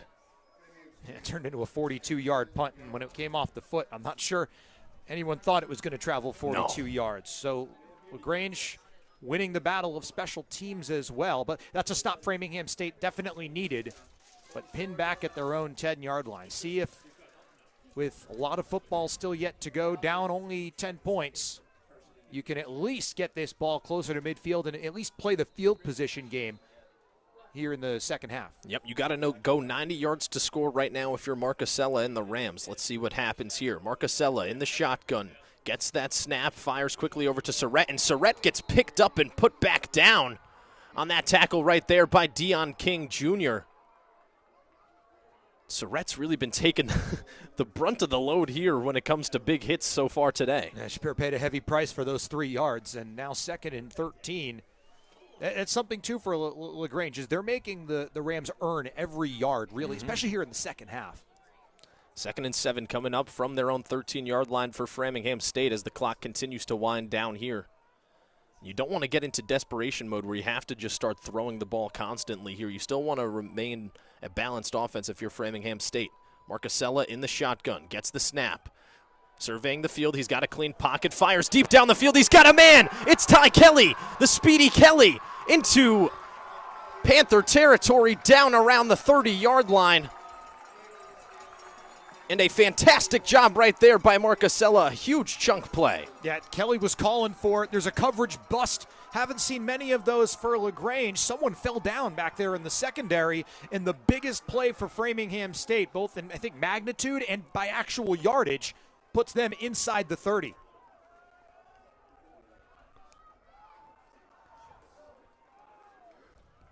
We've just moved under 3 minutes remaining here in the third quarter. Marcusella. Ball placed in the middle of the field in the shotgun. Pump fakes. Has a clean pocket still. Will now elect to roll out to his left here as there's more pressure coming. Marcusella ends up taking it out of bounds, and the Rams now looking for a late hit here as Marcusella gets tripped up after he already had a foot out of bounds. But a nice gain on that play by Marcusella. A gain of 9. So 2nd and 1 coming up here for the Rams with 2:37 remaining in the third quarter. And the first time in a while we've seen that offensive line for the Rams on back-to-back plays give Marcusella time to at least go through his reads, realize there's not much open here, but I've got some space to do it with my legs. So deep ball down the field to Kelly, followed up by the 9-yard run. 2 wide receivers split out wide on each side. Now a man in motion. That's going to be Kelly. Marcusella in the shotgun. Fakes the handoff, fires quickly over the middle to Surrett, and Surrett will get the first down up to the 15-yard line as the Rams continue to move the ball. It's only 4 yards, but again, those quick throws, they act as the run. And when you get into those second and shorts, you can just do so much more if you're Framingham State. And it certainly feels like the vibe in that offense, that huddle has certainly changed with that completion to Kelly. Yeah, and you just mentioned those quick 4-yard plays. Well, you get 4 yards on first down, 4 yards on second down, 4 yards on third down. That's a first down, and you continue to move the ball. So if Framingham can keep that up and average around 4 yards per play, they'll be pretty good here on offense. Marcusella in the shotgun, taking a shot for the end zone for Fowler. That one broken up at the near pylon right there. Nice job by Jaden Sanders, number 21, the 5'11 junior out of Springfield, Georgia, on that coverage. Yeah, that's 5'10 Fowler being covered by 5'11 Sanders. And it looked like initially Fowler's going to catch that, but Sanders, even though he doesn't have leverage, comes in and knocks the ball free from Fowler. Excellent play to save a touchdown. Yep, now 1:35 remaining here in the third quarter. Ball placed in the middle of the field, Marcusella in the shotgun. 2 wide receivers out wide on each side. Marcusella, it's a quick pass, looking for Surrett, but Surrett able wasn't to contort his body fully to make that catch. And now it's going to be 3rd down and 10 here for the Rams. Yeah, Surrett's open there, but I'm not sure he's expecting the ball that quickly, and it's, again, pressure coming in from the Panthers. And keep talking about pressure, but that's kind of been the story in the third quarter. If it kind of forces the ball, it's not right into Surrett's chest. He's got to kind of extend out to get it, and that turns a completion and maybe a first down or more into a 3rd down and 10. 3rd and 10 now for the Rams from the Panther 15-yard line. Marcusella in the shotgun. 3 wide receivers spread off to the left. Marcusella looks left, fires left for Surrett. It's caught in the end zone for the touchdown.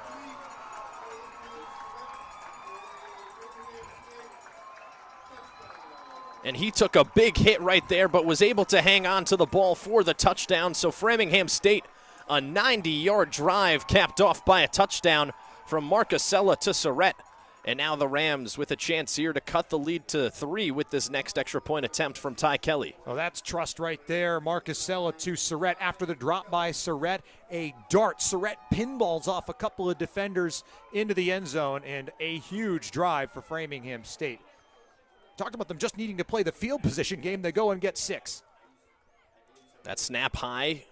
Ball gets down, however, and Kelly knocks that through the uprights. It's now 17-14, still in favor of LaGrange, but Framingham State with the momentum late in the third quarter.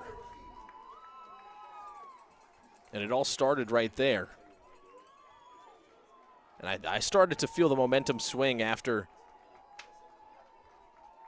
Eakin missed that extra point there. Yeah, it started with the sack on 3rd down to Yep. make that field goal longer. Yep. It kind of throws things off on the snap and getting the kick down, the slip.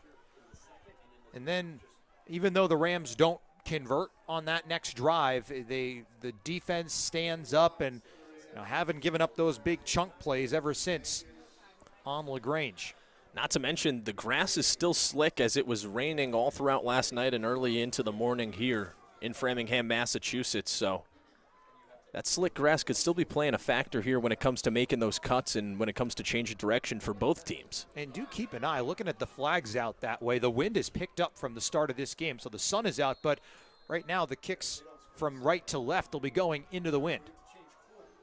So now Mangus boots this one away. It's a short squib kick. That one retrieved by number 34. That's Ched Smith. And Smith works his way up to around the 41 or 42 yard line there. They'll officially mark him at the 41, saying his knee was down, and that is where the Panther offense will start off this next drive with 1:15 remaining here in the third quarter.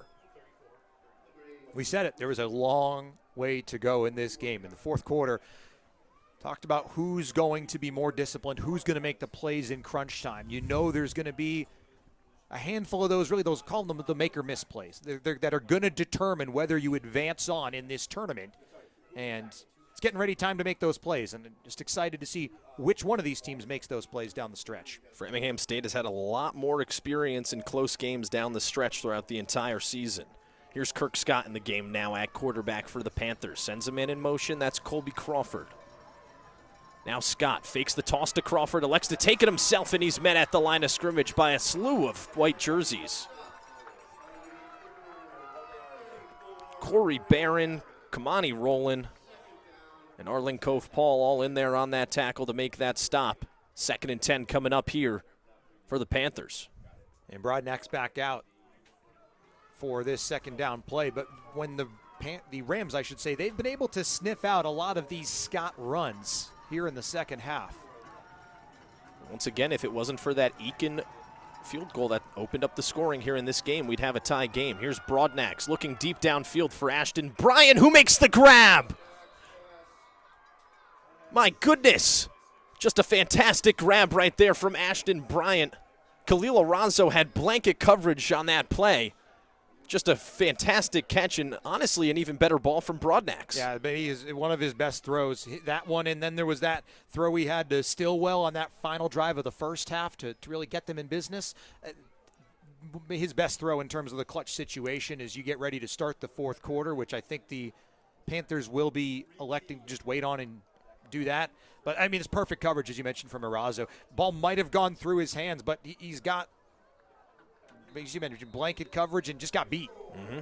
Well, the 4s are up here for the Framingham State Rams and as well for the LaGrange College Panthers. And it is time as we get prepared here for the fourth quarter. Through 3 quarters, your score, LaGrange on top, 17-14 over Framingham State University in the first round of the NCAA Division III football playoffs. We'll be right back here on ESPN+.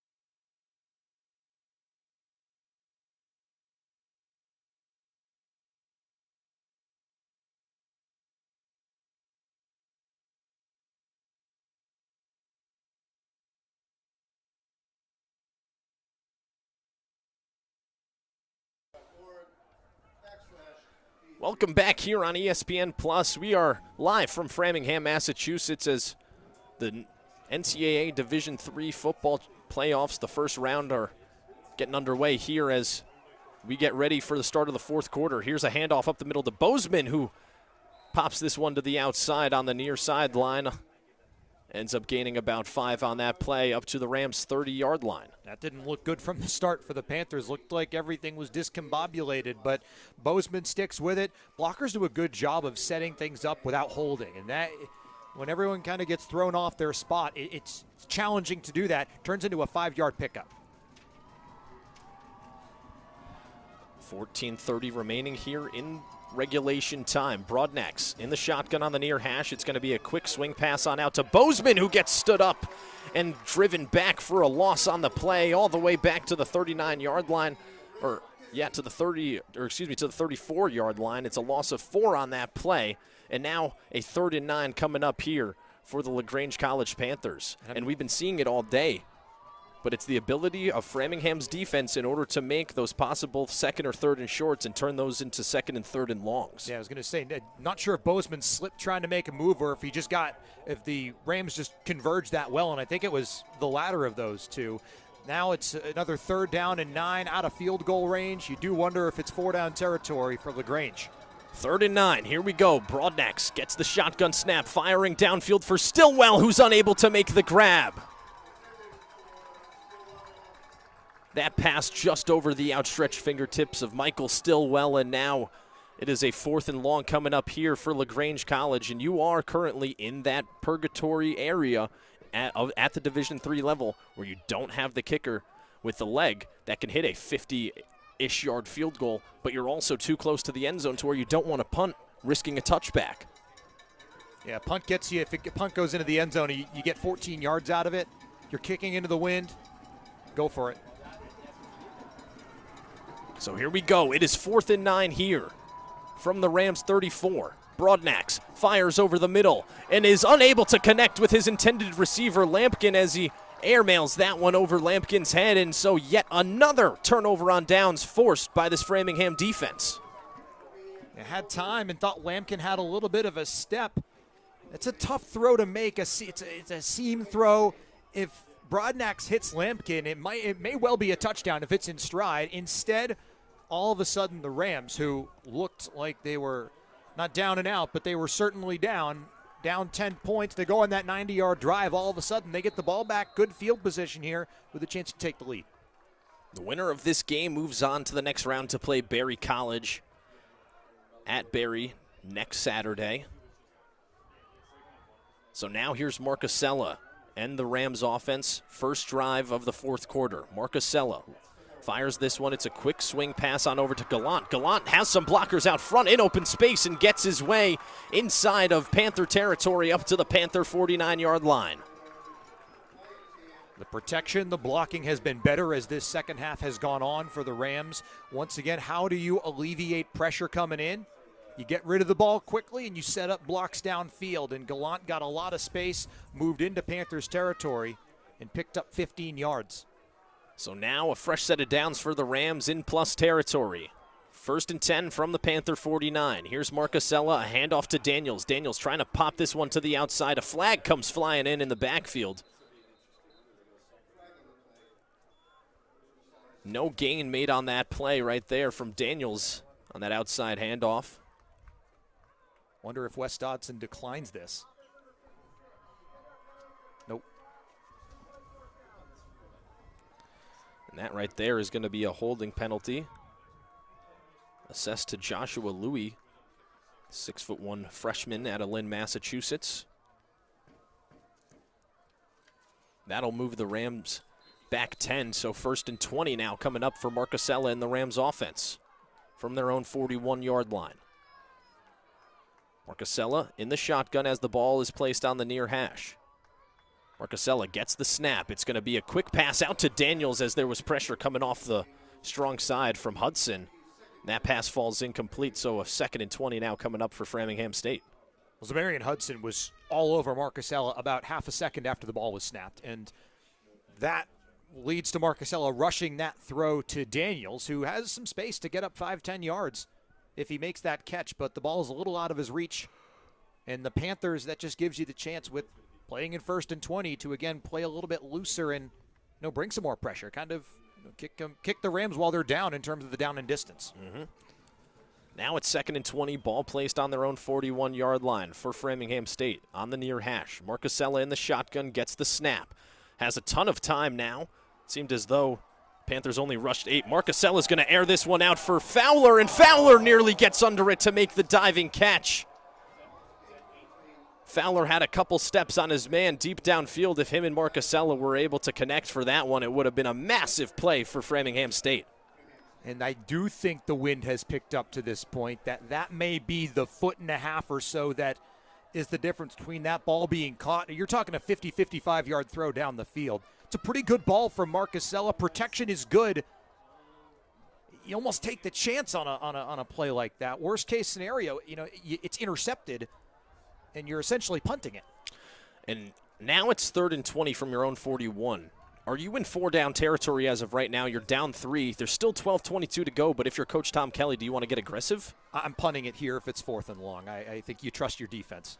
So now Marcusella ends up stumbling in the backfield and gets taken down back at his own 30-yard line.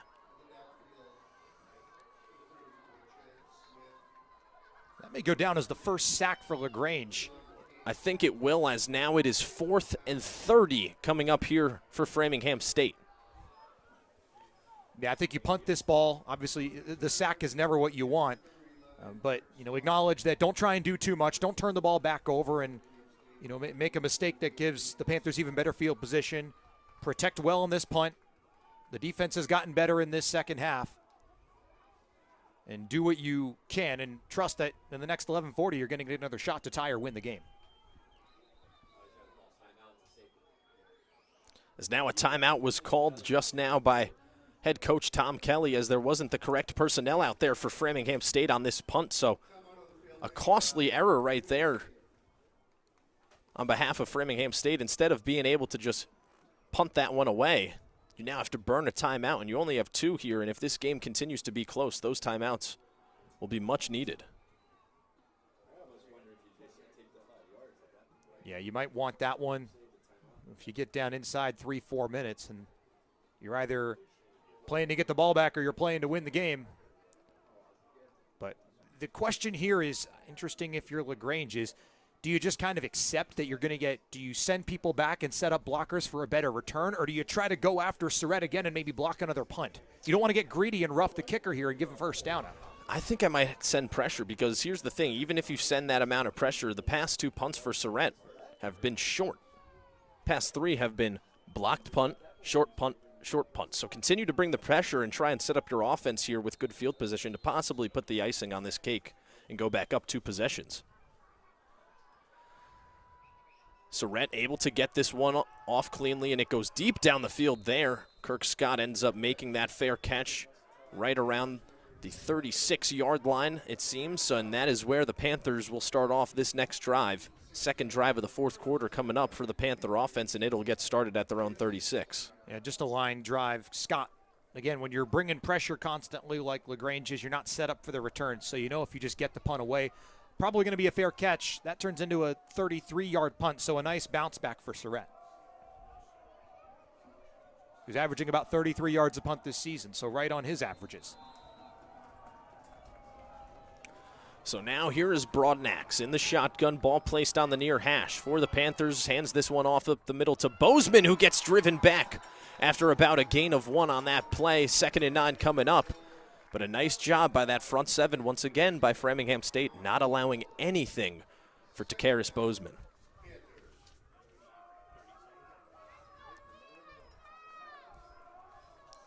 And for a team in LaGrange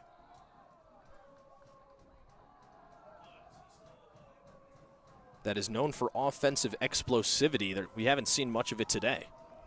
And I think a lot of that has to be attributed to the way that the Rams defense has been playing here as we get ready. 2nd and 9 from their own 37-yard line. Broadnax nope, not a handoff, fakes the handoff, trying to get that quickly out to Stillwell, and that pass will fall incomplete. So now a 3rd and long coming up here for the Panthers. Yeah, Gabe Drabowski sniffed that one out all the way. He did not bite, and he was right on Broadnax in 3rd down and 9.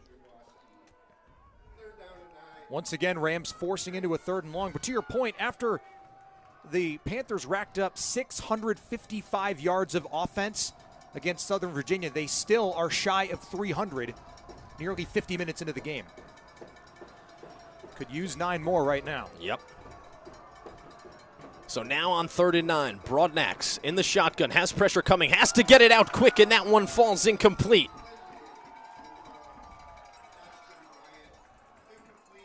Now that'll force the Panthers to punt here, and the Rams defense feel like I've been saying this all day, but once again coming in clutch here for the Rams as a whole.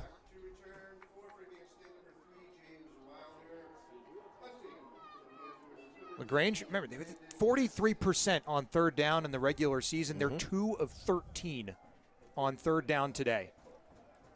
If you throw in fourth downs, 3 of 17. So now this one punted away. It's a high end-over-end punt that takes another fortuitous bounce. It landed right around the 40-yard line, and it rolls all the way to the 24. So a fantastic job on that punt right there, and really a great job all day by Matson.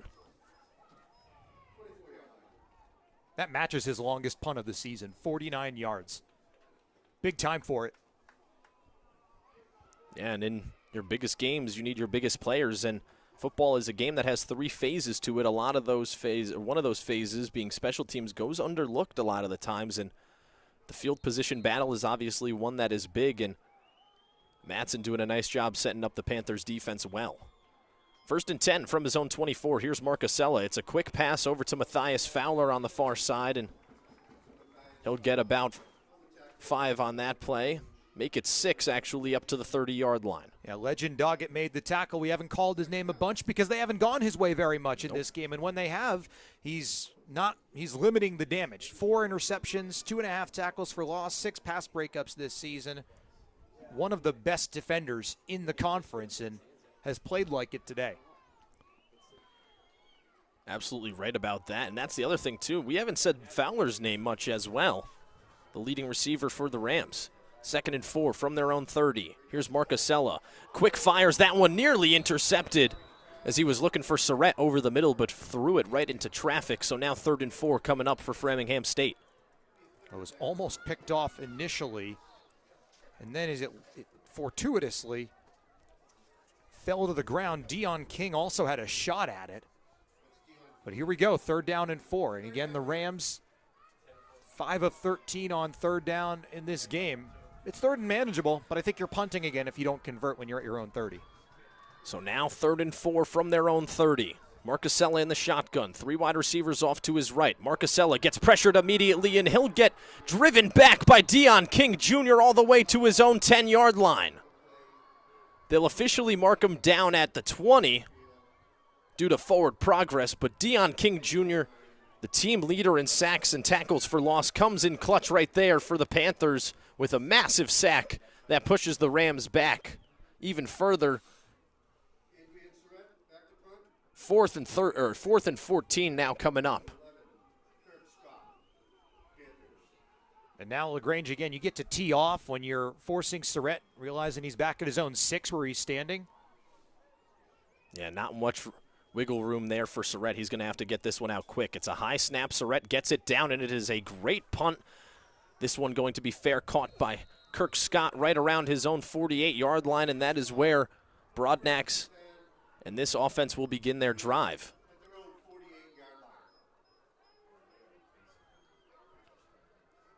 Framingham State still sticking around in this. You need a big defensive stop right here. And then hopefully something from your offense.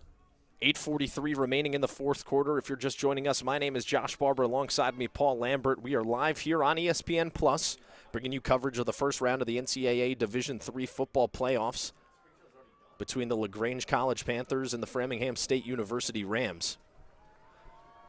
8:43 remaining in the 4th quarter. LaGrange up 17-14. Here's a handoff up the middle from Broadnax to Hayes, and Hayes gets met at the line of scrimmage, gets driven back, actually losing a yard on that play. Just not a lot on the ground for either team this game. Neither's gotten to the century mark in terms of net rushing yards. That's a loss of a yard, and it's hard to convert on 3rd down when you're getting put into 2nd and 9, 2nd and 10, 2nd and 11, because you've got to get a chunk play in there somewhere, and LaGrange has just been limited on that here as the 3rd and 4th quarters have gone on. 2nd and 11. Broadnax will hand this one off up the middle to Bozeman this time, who's able to churn out a couple yards up to the 49-yard line. Gain of 2 on that play. 3rd and 9 now coming up for the Panthers. And it looked like trying to go counter that time where the Panthers trying to run back to the left side, but the Rams have seen this movie before, and they're not biting. And now we've seen the Panthers, when they've tried to convert on these 3rd and longs, it's been a lot of these 50-50 deep balls. And do you go back to that again, or do you try to give your quarterback protection and find something over the middle? Maybe call on Michael Stillwell here. So here's 3rd and 9. Broadnax gets the shotgun snap, gets pressured, has to tuck it and run with it himself. He ends up possibly picking up the first down here in the near line. Judge says he does. So Henry Broadnax gets it done with his legs to keep this drive going here for the Panthers. And they gave him time to, again, process everything. It doesn't need to be a 50-50 sideline ball. Realizes, again, there's nothing there. And I think knowing that it's probably 4-down territory, so you can get up there, even make it 4th and short. Instead, it's 1st and 10. Hurry up offense here for the Panthers, getting the offense to the line quickly before slowing things down here is Broadnax as he looks back to his own sideline, gets the call, now gets himself back into the shotgun. It's going to be a fake handoff, fires onto the far side for Stillwell. Stillwell looking to shove off a player, but then 2 more Rams come in to make the tackle. Devine Johnson in there on that tackle for the Rams. And Tyrell Fuller was trying to hang on as long as he could to Stillwell until some backup showed up right there. Stillwell, a force to be reckoned with here so far throughout this entire game. Yeah, well, where the Panthers' offense has gone, it's typically been Stillwell, too. When we've seen Stillwell do well, Panthers are typically moving the ball well. But now you're down. No pun intended. No pun intended. 2nd and 5, though, and see if they go back to him again. 2nd and 5. We are just now under 6 minutes remaining here in the 4th quarter. It's going to be an outside handoff to Hayes. Hayes is able to get free into the second level down the far side before getting taken out of bounds. He'll pick up the first down for the Panthers and then some.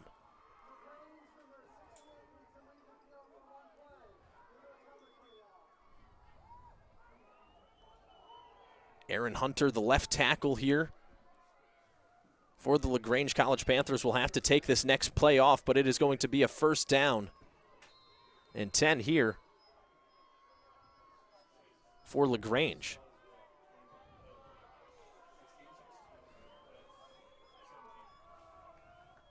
That play got the Panthers up to the 17-yard line. They are now in the red zone, and a touchdown would put them up by 2 possessions here as we near 5 minutes remaining in the 4th quarter. It's going to be a handoff up the middle to Hayes once again, and Rowland is able to bring him down.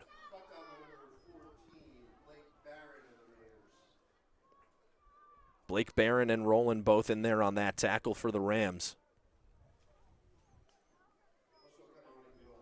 2nd and long coming up here for the Panthers. So we have now just reached 5 minutes to go here in the 4th quarter. It is a 1-possession game. LaGrange College up 17-14 over Framingham State. But the Panthers within the red zone looking to score here and put the icing on the cake of this game. Broadnax in the shotgun. Hands this one off to Bozeman. Bozeman gets up to the second level freely. He's continuing to churn his legs as now he is down inside the 5-yard line. It'll be goal to go here for LaGrange. As there is a Ram down on the field as well here. So the clock will stop. The play clock will reset.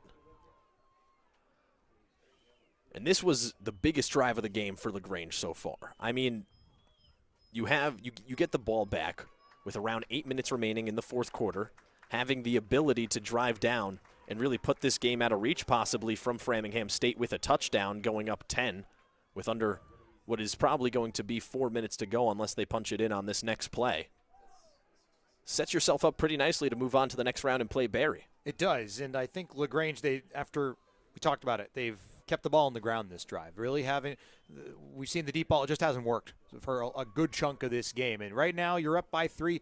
You don't need to throw your way back into the game. You don't need a big chunk play. If anything, you want to shorten this game as much as you can, end this drive with a touchdown run, and they have really going back-to-back runs to set themselves up. How about the effort from Hayes and Bozeman on the ground so far today. First and goal from the 4 here for the LaGrange College Panthers, with a chance to take a 2-possession lead with a touchdown. Ball placed on the far hash. 25 seconds remaining here on the play clock. I wouldn't snap it till that play clock's under 10 either. And I think that's exactly what Broadnax is looking at right now, as now the Panthers are set. First and goal from the 4. Broadnax in the shotgun, ball placed on the far hash. This is a handoff up the middle to Bozeman. Bozeman trying to get free there in the middle as he weaves his way through traffic, is able to get up to the 2-yard line for a gain of 2 on that play. Wonder if it's Kirk Scott time at any point here inside the 5. Saw he rushed from 2 out to start the third quarter. That's what I'm looking for as well right now, is whether or not they'll decide to bring in Kirk Scott, or even crazier here, what if, we haven't seen it yet this year at all, but what if the Panthers say, you know what, it's a win-or-go-home game, let's put Broadnax and Scott out there at the same time. So now it's second and goal here from the 2. Broadnax, it's a high snap. He'll hand this one off up the middle to Bozeman again, who works his way into the end zone for the touchdown. What a drive for the Panthers in a spot where you're up 3 and it almost feels like you need a touchdown to, you're not quite put the game away, but put yourselves in the prime position. Just continue to pound the ball. And how fitting it ends with a Bozeman touchdown where he has to power through a couple of Rams defenders to get himself across. And they get that 2-score lead back to the Panthers. Well, the snap is down, the hold is good, and the kick is up and good here. So the Panthers will now regain a 10-possession lead over the Framingham State University Rams. It's 24-14 with 3:15 remaining here in the fourth quarter. And right there, just a fantastic, fantastic drive by the LaGrange College Panthers, being able to go down all the way and put what could be the icing on the cake here, as you're up 2 possessions, you're up 10 points, under 4 minutes to go, exactly as I had discussed earlier, while the Rams had a player down. And it's just, the Rams have been in a lot of close games throughout the entire season, many more close games than the Panthers have been, and it's just, the Panthers, there was a chance there where it looked like this game could have gotten away from them, as the momentum was heavily in the favor of the Rams at one point early on in that first half, and even earlier in this half in the third quarter going into the fourth quarter. And that defense has just done such a great job for the Panthers to set up the offense to go down and but extend their lead, I should say, to 10 points here as we get ready to go. And do it on a 5.5-minute, 9-play drive. When you started at your own 48-yard line, impressive. So now this one booted down deep into Framingham territory, returned by Wilder. Wilder breaks free of one tackler, still on his feet up to the 35-yard line. They'll officially mark him down at the 36. 3:06 remaining here in the fourth quarter. We've seen miraculous comebacks from the Rams before. Do they have any more of that magic left in them? Well, you still got the 2-minute timeout. You got some timeouts to work with if you're Tom Kelly. But I think you really want to score this touchdown outside of the 2-minute timeout. I know it's only 1 minute and 6 seconds, but you got to get the first points before you can worry about the onside kick and recovering. 66 seconds to go, 64 yards here down the field. That's what the Rams are looking for. Here's an end around to Matthias Fowler, and Fowler will actually lose a yard on that play back to the 35. Rams going to have to get to the line quickly here. And just trying to get the ball to Fowler, maybe see if he can make some sort of magic happen, and it just didn't materialize there. Really, again, the run game has not been there either team really today. Not looking like the Rams are going to hurry to get to the line here by any means as the clock continues to wind down. Ball placed on the far hash. Marcusella in the shotgun. Man back there with him is Uchikawa. Now Marcusella, a high snap, gets received by Marcusella. A quick pass on to the near side for Maya is caught, although he gets taken down after a gain of about 3 on that play. up to the 38-yard line. Yeah, Jaden Sanders made the tackle, and once again, it looks like the Rams are going to let this run down to the 2-minute timeout. Just not – they know that these short passes, it's really about catching and getting some open space, and if you keep the players in front of you, you run the clock down. As long as you do that, you can't lose the game. So it seems as though some LaGrange fans have traveled up from Georgia here to Massachusetts. LaGrange College was originally supposed to host this game, but due to field scheduling conflicts, they were unfortunately unable to do so. And so this game got moved up here to Massachusetts, to Framingham State, on the campus of Framingham State, in the city of Framingham, Massachusetts. They still traveled relatively well. I'm seeing maybe about 30 to 50 fans out there for LaGrange, which going from Georgia all the way to Massachusetts, especially at this time of the year, we're right before Thanksgiving. This is when Massachusetts really, really starts to get cold, and all of New England as a whole. So shout out to those LaGrange fans that made the trip here all the way from Georgia to watch their team play.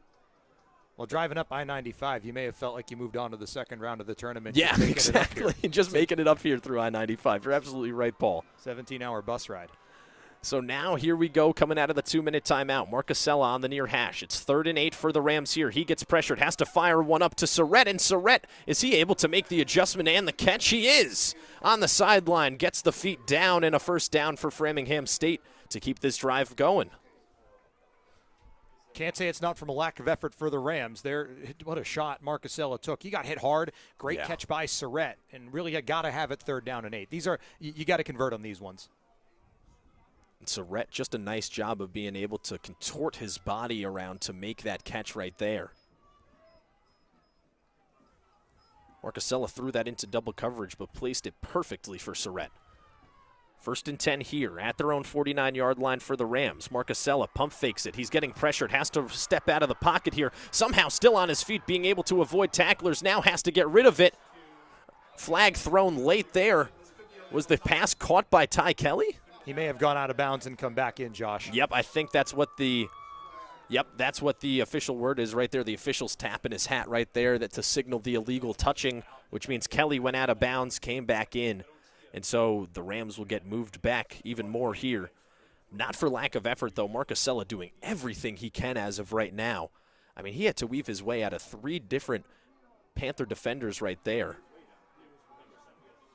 An eligible man downfield, the call, not illegal touching. But when you get everyone off script and you start ad-libbing, it turns into that's sometimes where you get those ineligible man downfield or illegal touching, and it's just how fitting that this is the way LaGrange is trying to close the game out by once again forcing Marcusella off his spot. Yeah, and the near line judge actually had it as an illegal touching there, but must have seen something differently from the head referee who was located behind the play.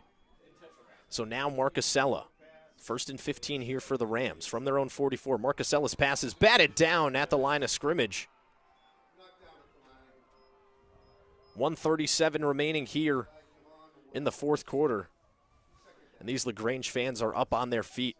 They're feeling it right now, looking like they might be headed back to Georgia to play against Barry next week. And you got to think that game will be quite fantastic between those two teams if LaGrange is able to hang on here for the last 1:37 of this contest. But we will have to wait and see.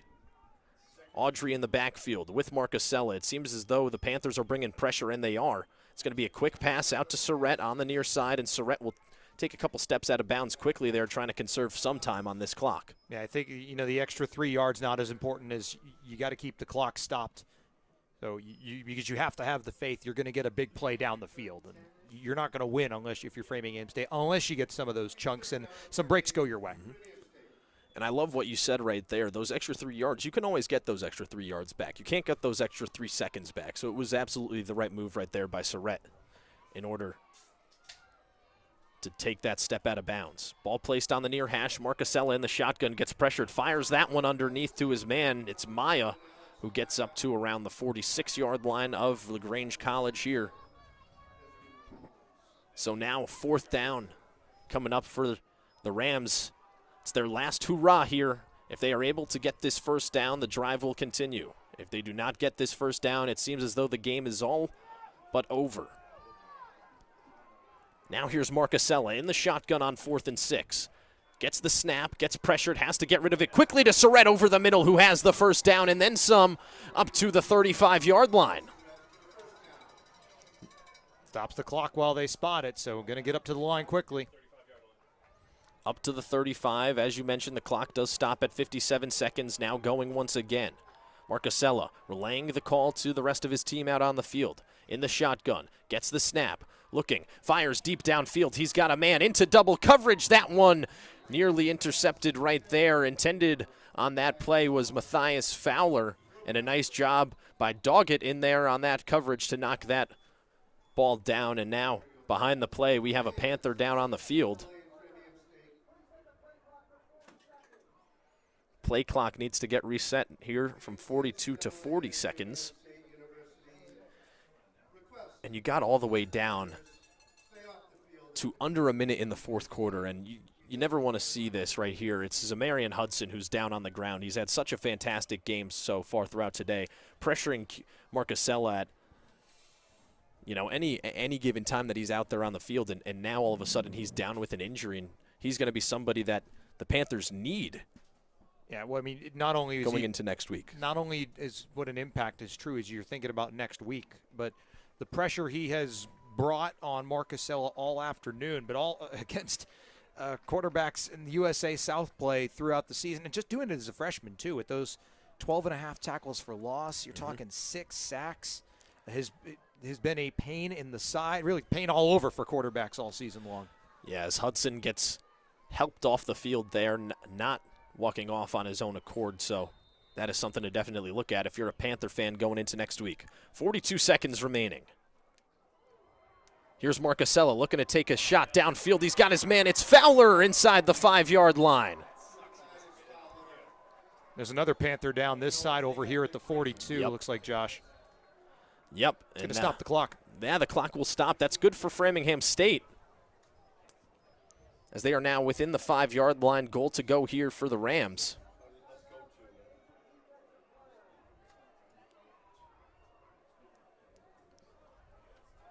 And now if you're the Panthers, not only are you like, hey, can you guys please stop going down because there's a game that we need to possibly play next week, but it's also a matter of, hey, the clock's going to continue to stop, and Framingham just got inside the 4th, or inside of the 5-yard line. Ronte Grady was the injured player, the 6'3" freshman out of Norcross, Georgia. He's had one heck of a game so far today. He's tipped 2 different passes at 2 different occasions at the line of scrimmage. Active hands from his position at the defensive line, on the defensive line.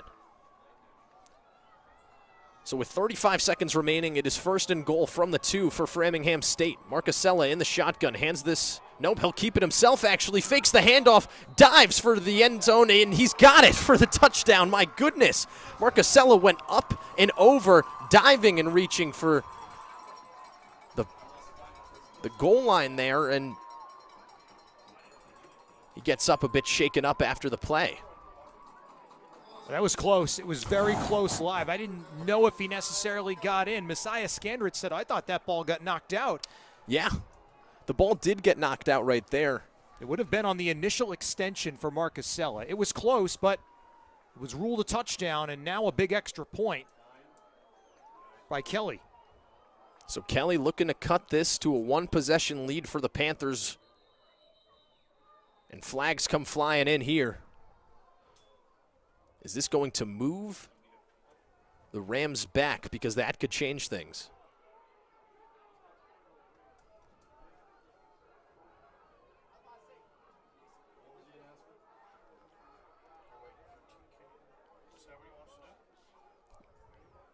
It seems as though it might be a penalty on the Panthers here. It will be, as head coach Tom Kelly decides to decline the call. So we'll get reset here with 23 seconds remaining. Kelly can make this a 3-point game with this next extra point. So here we go. Snap, hold is good, kick is on its way, and it is through the uprights. We got ourselves a 1-possession game here. Oh, and a flag now on the field as there are some extracurriculars going on after the play between both teams. Yeah, there was someone who got shoved down. I think it was Grady who went down. I think a Ram shoved him, and what that could affect is where the ball is going to be placed on the kick. If you're talking about recovering an onside kick, if you're Framingham State, you don't want to lose field position. No, absolutely not. And so this could be interesting here, depending on what the referees call, and we're about to get word.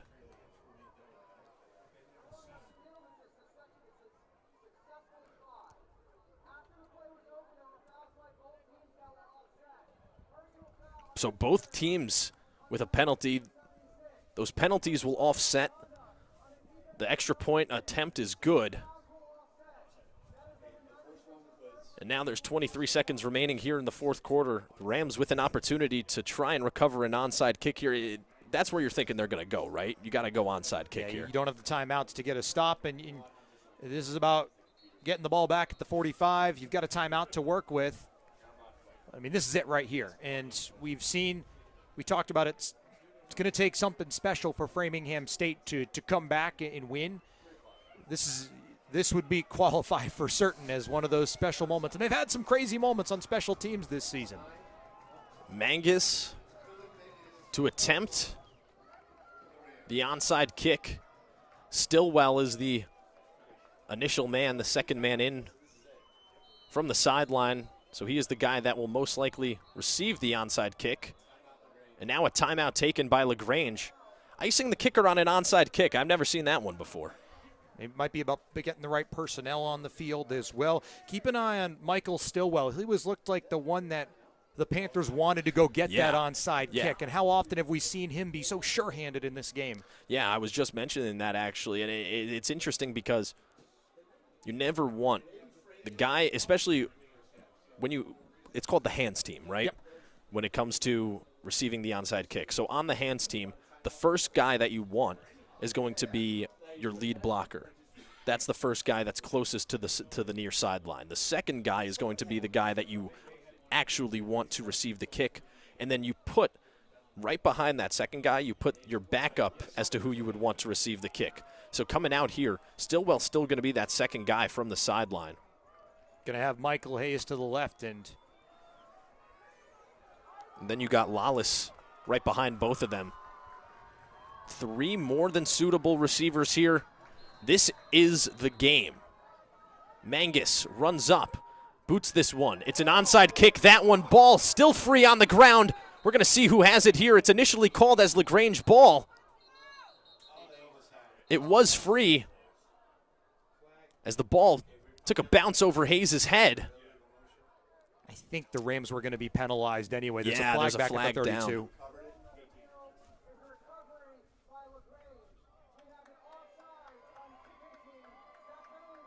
Offsides on the Rams has been declined. Michael Stillwell, as we had just mentioned him, ended up being the one to recover the ball there for LaGrange. And it seems as though that will do it. I wouldn't expect much more than a kneel here from LaGrange. Yeah, Panthers fans are going to get ready to start celebrating a ticket to the next round of the NCAA tournament. And for the 9-game winning streak they had to end the regular season, to go 7-0 in USA South play, then have to play their game, make that trip up to Massachusetts, play a cold game on the road, tough environment. This has been a really impressive effort from LaGrange's. They certainly earned their win, even on that onside kick. Absolutely right about that, Paul, as Broadnax will take that snap right there and kneel that ball down. And it seems as though now that will do it, as both teams coming together to shake hands here at the 50-yard line. A valiant effort and a fantastic season here from Framingham State University, but they will fall short. And once again, something that I've been mentioning throughout the entire broadcast, that Eakin field goal at the beginning of the game to go up 3-0 ended up being the difference maker, as the LaGrange College Panthers will move on to the next round of the NCAA Division III football playoffs. They beat the Framingham State University Rams by a score of 24-21 in Framingham, Massachusetts, and will move on to play against Barry next Saturday. So on behalf of Paul Lambert, thank you for tuning in here on ESPN Plus. My name is Josh Barbara, and we will see you next time. Peace.